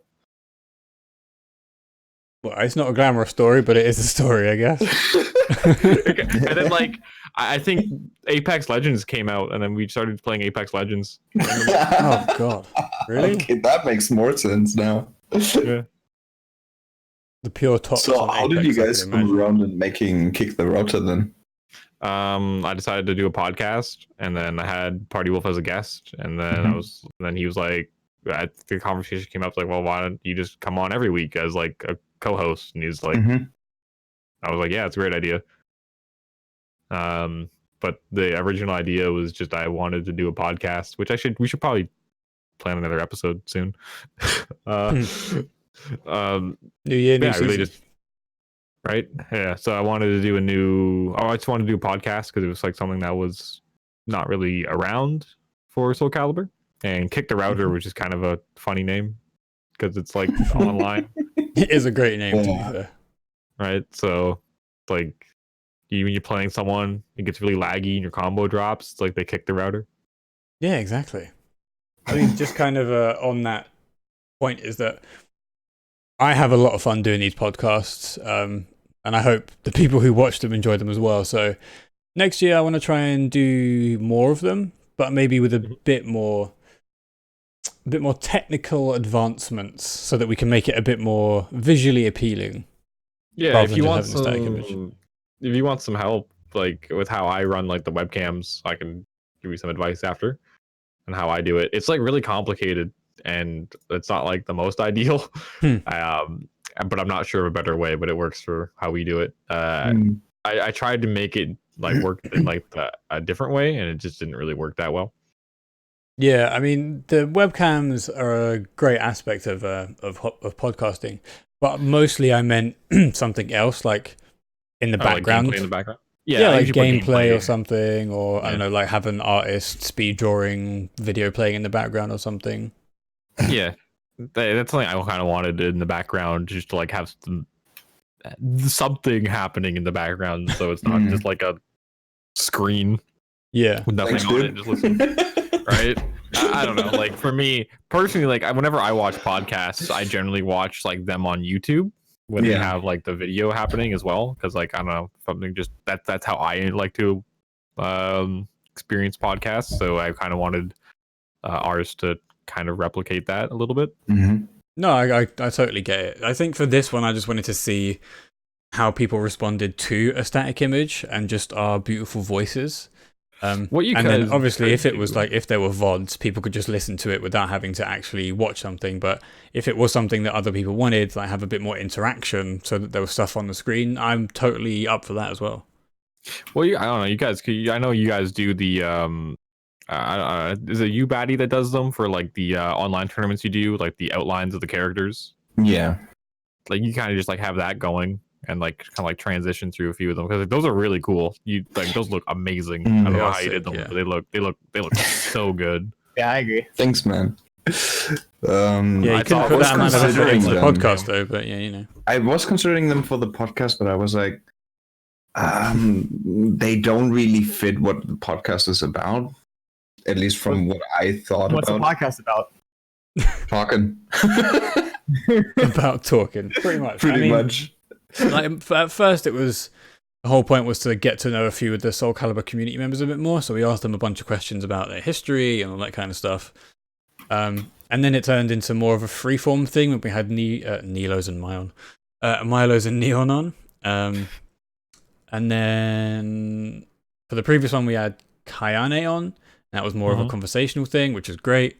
But yeah, like we don't really know what this is at the moment, but people seem to come back and enjoy it. So we're not going to stop. Yeah, I feel that. I feel like, I don't know, like having topics and everything is great. And like, obviously that's kind of like the overarching purpose of a podcast is to like talk about specific topics and everything. But I think like the random ramblings that like we are kind of doing right now make it's more natural to like how conversations generally go. And I think it's more enjoyable for the viewer not to just be like, hey, this is like question answer. Like that's it doesn't seem as natural and it's not as enjoyable for me when I watch podcasts. I kind of like the random ramblings on whatever. Yeah, for sure. That's usually also how I mostly listen to podcasts, right? I got them running on the background. Back when I had more monitors as well, I had them on a second monitor running, right? Mostly not watching it, just listening to it, doing something else on the side. Yeah. But it does help to have it open somewhere that if they are like showing a video or something, you can at least check it out. Right? Yeah, you can like look at it, right? Like what we had earlier, videos of what we were looking at. Yeah. I think that it's podcasting is kind of like a free form kind of thing, right? Even like the educational ones are like free form and what they how they approach things, and like obviously like sometimes the host will like redirect to like specific things that they'd like to talk about, or like maybe their viewers want to talk about, which like even we did, right? Like we would like redirect to like a specific topic. It's like, oh, like how you like, all right, well, we kind of covered that topic. Seems like no one else really has anything left to say, so it's like, all right, well, what about this? And then you go off on that topic for a while. Exactly. Yeah. Yeah, pretty natural. And I think it's like one of the main things about a podcast is just keeping it pretty natural in how conversations go. At least for me, that's what I prefer. So, but yeah, everyone's different, and I'm not gonna tell you guys how to do your thing. But I think we kind of like agree. a more like conversational way of doing stuff now. Yeah, A lot more natural. People seem to enjoy people like jumping in and having like more of an emotional, not emotional, but like reacting to stuff more naturally rather than having forced Informal. Yeah, exactly. Yeah, I think podcasting's fun, and I think if you're not having fun, then obviously don't do it. But you guys are enjoying it, so like obviously like that's a really important aspect to a lot of things. It's like when you're streaming, it's like if I don't feel like streaming, I won't. Right? Yeah, exactly. If I want to stream, I will. And if it's not enjoyable, then don't do it. Right? Yeah. Then pretty much. Yep. But I think overall, I really enjoy season 2. Game's great, and yeah. Is there anything else you guys want to talk about? Well, no, I was just waiting for you to finish. I do have a topic. Yeah. All right, perfect. Or we could just let you rant on for another 5 minutes and see what happened. Yeah, let me rant. So, from Soul Calibur 6 being a weapon fighter and Tekken being like a fisticuffs fighter, do you think there is a potential for any kind of crossover between Tekken and Soul Calibur, aside from like Yoshi, obviously? There is Tekken characters in previous games. Yeah, I mean like nowadays, because like people are really obsessed with more of the non-original IP characters coming in, like Halmaru and Spawn, and like the Joker's going to be in MK11 and the Terminator, that kind of stuff, you know. No, I don't want a Tekken character. Fuck that. Yeah, me neither, man. No, they're either like insanely good. Unless it was terrible. Noctis. Yeah, like Noctis would Isn't be a Tekken character. Yeah. True. Like, it was weird that they gave like Deviljin was like super annoying in 5, and Heihachi was also like really annoying in 2. Mm-hmm. Tekken is also already a perfectly healthy fighting game, right? Why would you want to take it over, right? What does it really add to Soul Calibur? Well, it's not that. It's just like I think it is, because like I mean, with 2B you have a different genre, right? That's coming to a fighting game. Geralt as well, right? I mean, they had and importing like 2D fighters to a 3D game is something different than transferring one 3D game fighting game character to another 3D game. Yeah, but I don't think it's about the health of the game. I'm just talking about because they share the same parent company. I don't know. I think it might be quite fun. Like fucking what's his name? They should put Yoshimitsu in the game. Oh, that'd be sick, dude. Imagine having Yoshi in Soul Calibur. My God, that'd be crazy. That'd be amazing. But the Katamari guy in. I guess like the only one, character. Right? Just roll him and smoke him, my doggy. Easy. I think maybe Master Raven could work because she has a sword. Yeah, well, she has a club, doesn't she? Or is it a sword? I can't remember. It's a sword. Yeah. Okay. I think she'd be quite sick, actually. Right? Like I don't know. I feel like adding characters that aren't weapon based in Soul Calibur is just like either they're like Deviljin was like right? Yeah, DJ was annoying as hell. Right, but like you could just outrange him, and he couldn't really do much. Yeah, but now he's give him a vertical mid projectile from his eyes. Then give him the sweeping one, which is a horizontal miss. I just don't think Shit about that a fist fighter would fit in the game. I was talking about it before. You'd be surprised. That I like the idea, but kind of changed my mind on that. I don't know. I think it would be really experimental and really fun, but at the same time, obviously, they'd have to like balance it really well. They did it twice, and both times it has not been good. Yeah, but it wasn't Okubo at the helm. I trust Okubo. I trust Okubo to not put a Tekken character in the game. God damn it. Fair enough. Right, like I feel like if they were to put a different fighting game character in it, like Sam Show was a pretty good one because they're weapon fighters, and they'd have to be a character that uses a weapon in the game. Yeah. Like, maybe if they put like a anime fighter character in that uses the weapon, like Hakumen or something, that'd be cool. Yeah. Well, you have Guilty Gear and Blaze Blue, right, where you have a lot of anime characters with weapons going on. Yeah, like that'd be okay, but like I don't know, anime might be a hard thing to transition to into 3D. We got 2B, man. Yeah, look how that turned out. Yeah, exactly. So then what kind of weapons would you like to see that we haven't seen before? I mean, there aren't many, I'm assuming, because of how many Soul Calibur games there's been, but I would like to see, personally, like a sword and shield character that like isn't a Greek. well, like a Centurion, maybe. Like a big-ass turtle shield. Yeah, maybe something like that, or like... With the Morgenstern.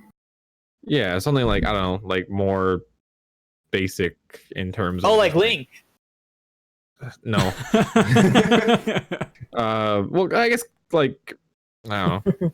Like, having kind of like maybe something more focused on like incorporating the shield and not just like shield bashes and stuff. You could like do like other things with it. I think Cassandra's like some of her uses with her shield was kind of cool, but again, Greek. I mean, yeah, they're cooler than Sophie's uses. Right? Like I think just using like those ones is kind of whack. If you had like a shield advance or something, that'd be kind of nice. Or like stances that involve like you can go into a stance where like you have your shield up and like you can like do quick pokes over it and stuff like that. Oh, that would be sick. Have like a something, right? That very much sounds like you want Spartans from like Spartan from Sparta. Yeah. I mean, like a lot of that's kind of just like basic shield tech. How about Spartan from Halo? No. I mean, like it'd be nice to have like Aeon back with double axes. Maybe. Personally, I really want like a proper ninja character, not tacky, like a proper ninja who uses ninja tools, like actual shuriken and kunai, and maybe like a proper paper bomb. Something what I was also talking about, like I was going through some concepts of like changing her play style, where she has more of those ninja tools available. Oh, Baddy just left the call like an idiot. I guess it was just a thought. I just don't see it happening. I'm sorry. I've got an invite to a Discord server and I didn't know it was a voice invite.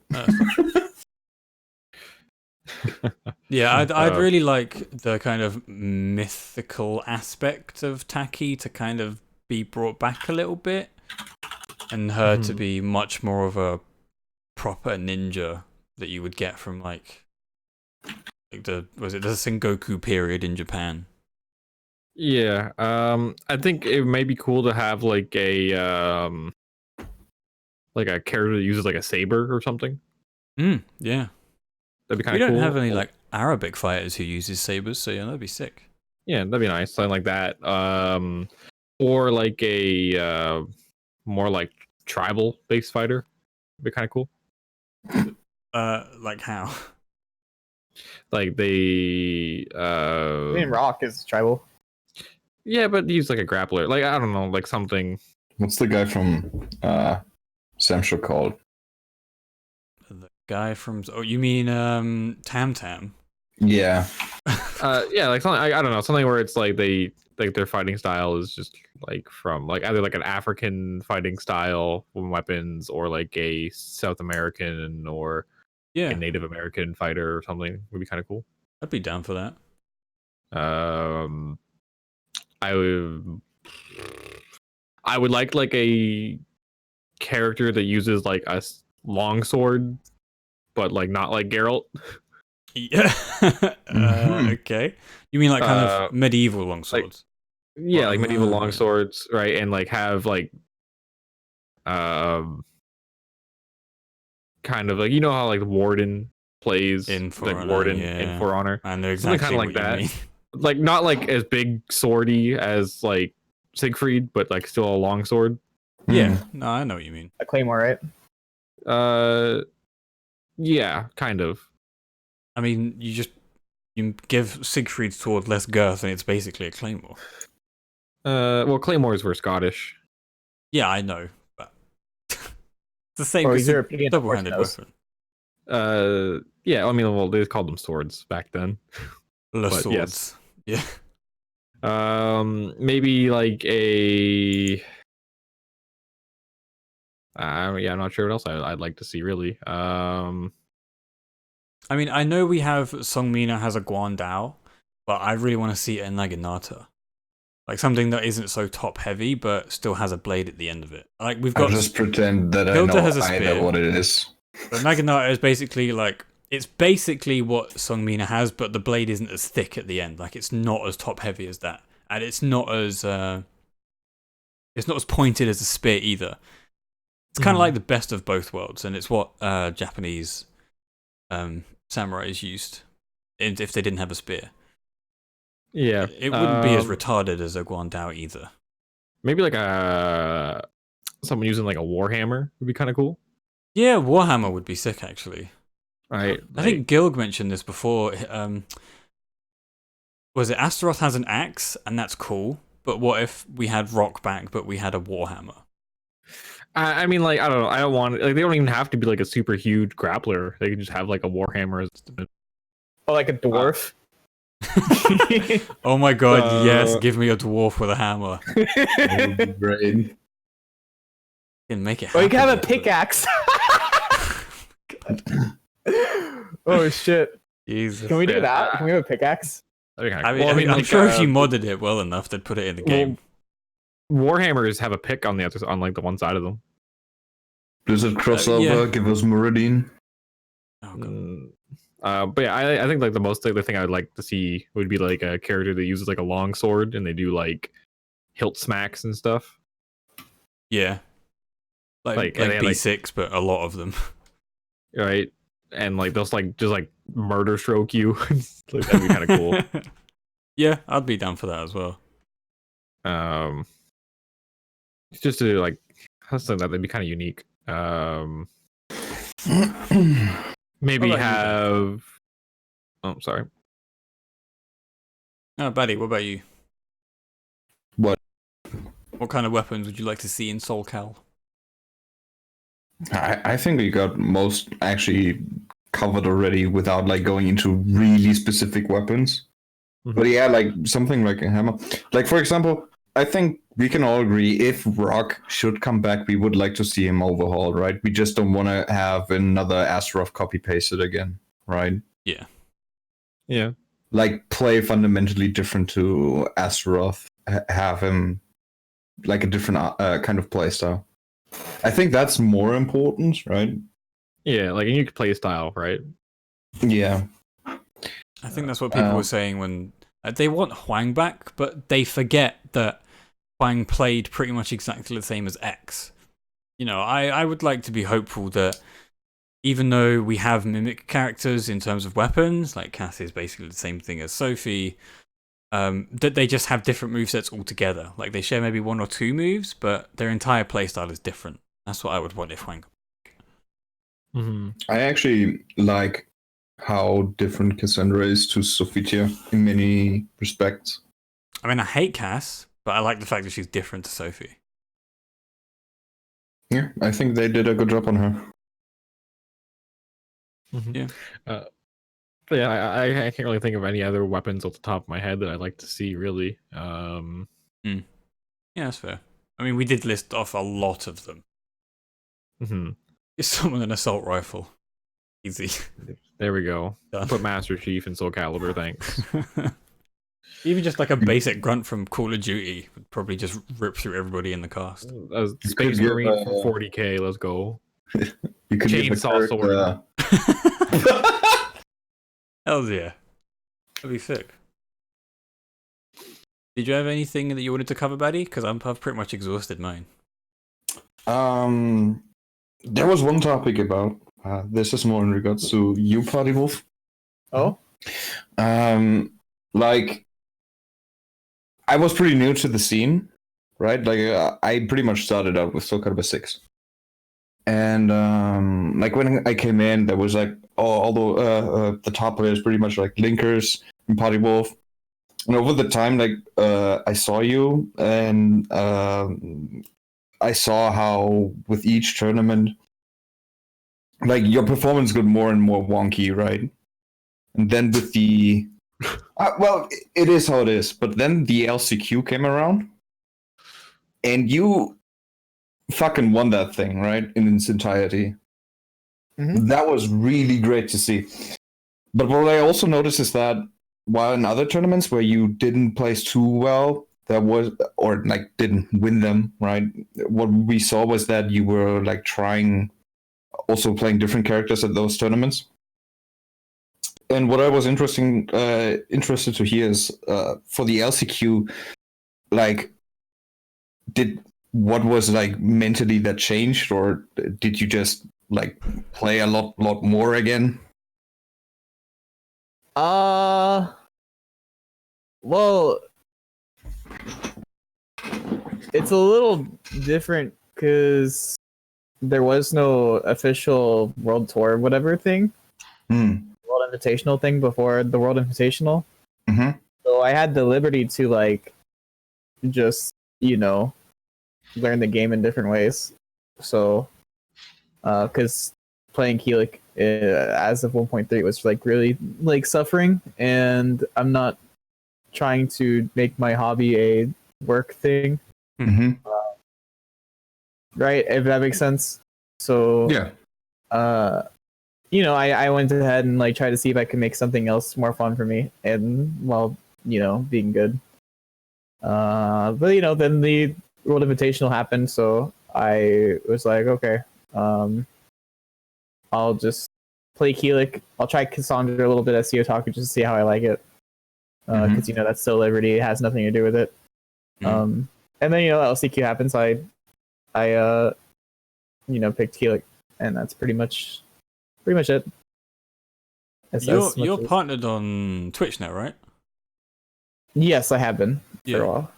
Yeah, for a while already. Yeah, I was gonna say, like, not to downplay the achievement because that's fucking sick, but how did you do that playing Soul Calibur? That's actually a good question. Yeah.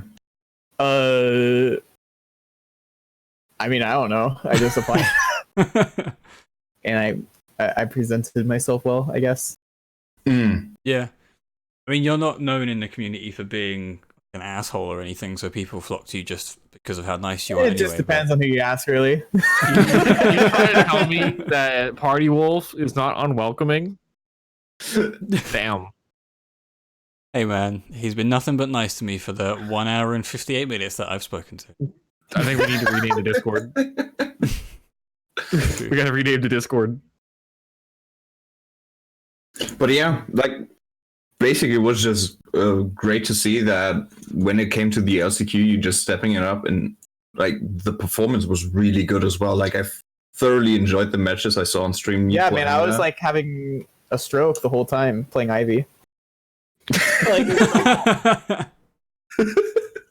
Yeah, I don't blame you. I mean, the LCQ was stacked as well. There were so many good players at it. It was actually quite an achievement, dude. Like, you can definitely pat yourself on the back for that one. Thank you. Yeah. And the finals were exciting as well. Yeah. So, are you planning on now that the World Tour comes, like getting to all those tournaments, like gathering points? It depends, because if you win an Edgemaster Plus thing, you get qualified automatically. Oh. So if I win one of those, I'm not gonna stress myself out. Yeah, for sure. Are you gonna be at Evo Japan? Yes. Oh, I had plans to nice. Evo Japan before the thing, so. It's gonna be hype. Just kind of like expanding on what Baddy asked you. How's it been playing under Axel? I like it so far. Everyone's really supportive, so I have no complaints. Yeah. Shout outs to AXL. Yeah, I mean, everyone on the team is really cool, and of course, Boom and Rich are good players. Yeah. I can huddle with. So is there any kind of like insider info you can give us? Like, do you have regular training sessions together? Not really regular training sessions.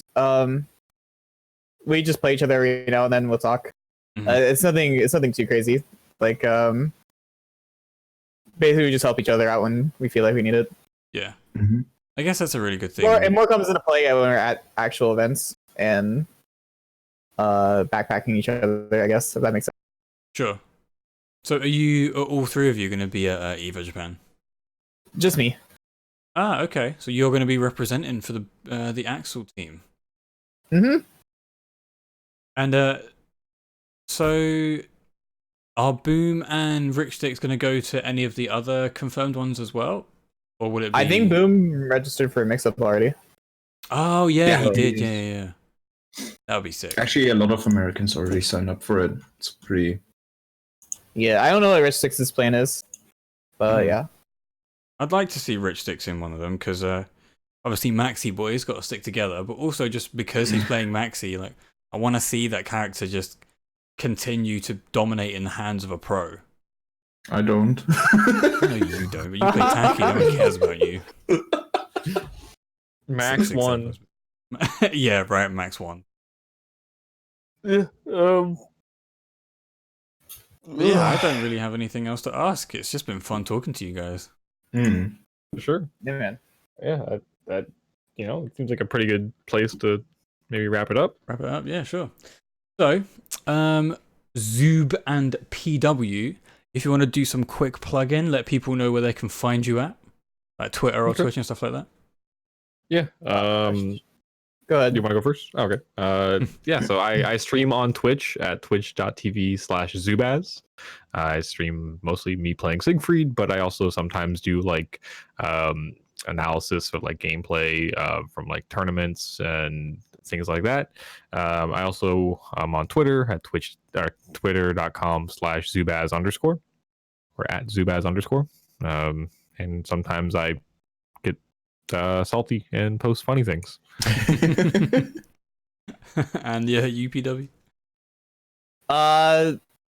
My Twitter is party_wolf_. All my socials are on there in my description. But I have a Twitch, a YouTube, an Instagram, a Curious Cat. Oh, you have of course you have a Curious Cat. An e-boy. And I have a Discord. If you want, post that Discord link in the chat. If you want. By the way, what is it with Kiddick mains ending their names with an underscore? We have the same for Milos as well. Dude, everyone copies me. I don't know what to say. I play Kiddick first, so. I mean, it's a good person to emulate and copy, so, can't really blame him. Yeah. And yeah, all I can really say is thanks very much to everybody who's come to support these podcasts, because we did it basically as an experiment, as a kind of add-on to the things that we could do as part of the Soul Calibur EU community, and it seems to be going steady. So we're going to keep doing it next year and bring more people to it. Maybe, hopefully, we'll get some of the devs on it. Hopefully, Okubo, but who knows? We're just going to see where we go with it. Maybe was it Decapon maybe as well? Yeah, Decapon. Yeah, Deco is he's usually up for these kind of things, but yeah, I mean that'll have to be organized a lot more than just, hey, do you want to be on today? All right, cool. Yeah, let's do it. I mean, we did basically ask like almost 3 weeks beforehand, right? Oh yeah, for sure. But I mean, we got some traction on it as well. But they're all very busy people. I'm not. Yeah, obviously. It would be nice to have, but gotta be realistic about it, right? Yeah, for sure. Right, we're gonna go raid Rich Sticks right now. Because why the hell not? For the axles, huh? Exactly, supporting the Sure. Axel, even though I'm not one of them. But anyway, thank you very much for watching, everybody. That sounded pretty salty. No, not at all. Yeah, so we're gonna go raid Rich Sticks. Thank you everybody for watching. Big thank you to Zubaz and Party Wolf. Definitely. Hype up for Party Wolf going to Evo Japan. Let's all make sure we tune into those streams and support our boy. And Yes, yeah, thank you. say hi to Rich Sticks when we get there. Bet. Right. Once we're I forgot that this thing has to count down. It doesn't just work. Oh, you literally got a raid, like, raid as relief. Oh, for God's sake. Tao, thank you very much for the raid, but you have caught us at the end of the podcast. Love you. And I'll catch you guys later on. See you. See ya. Peace.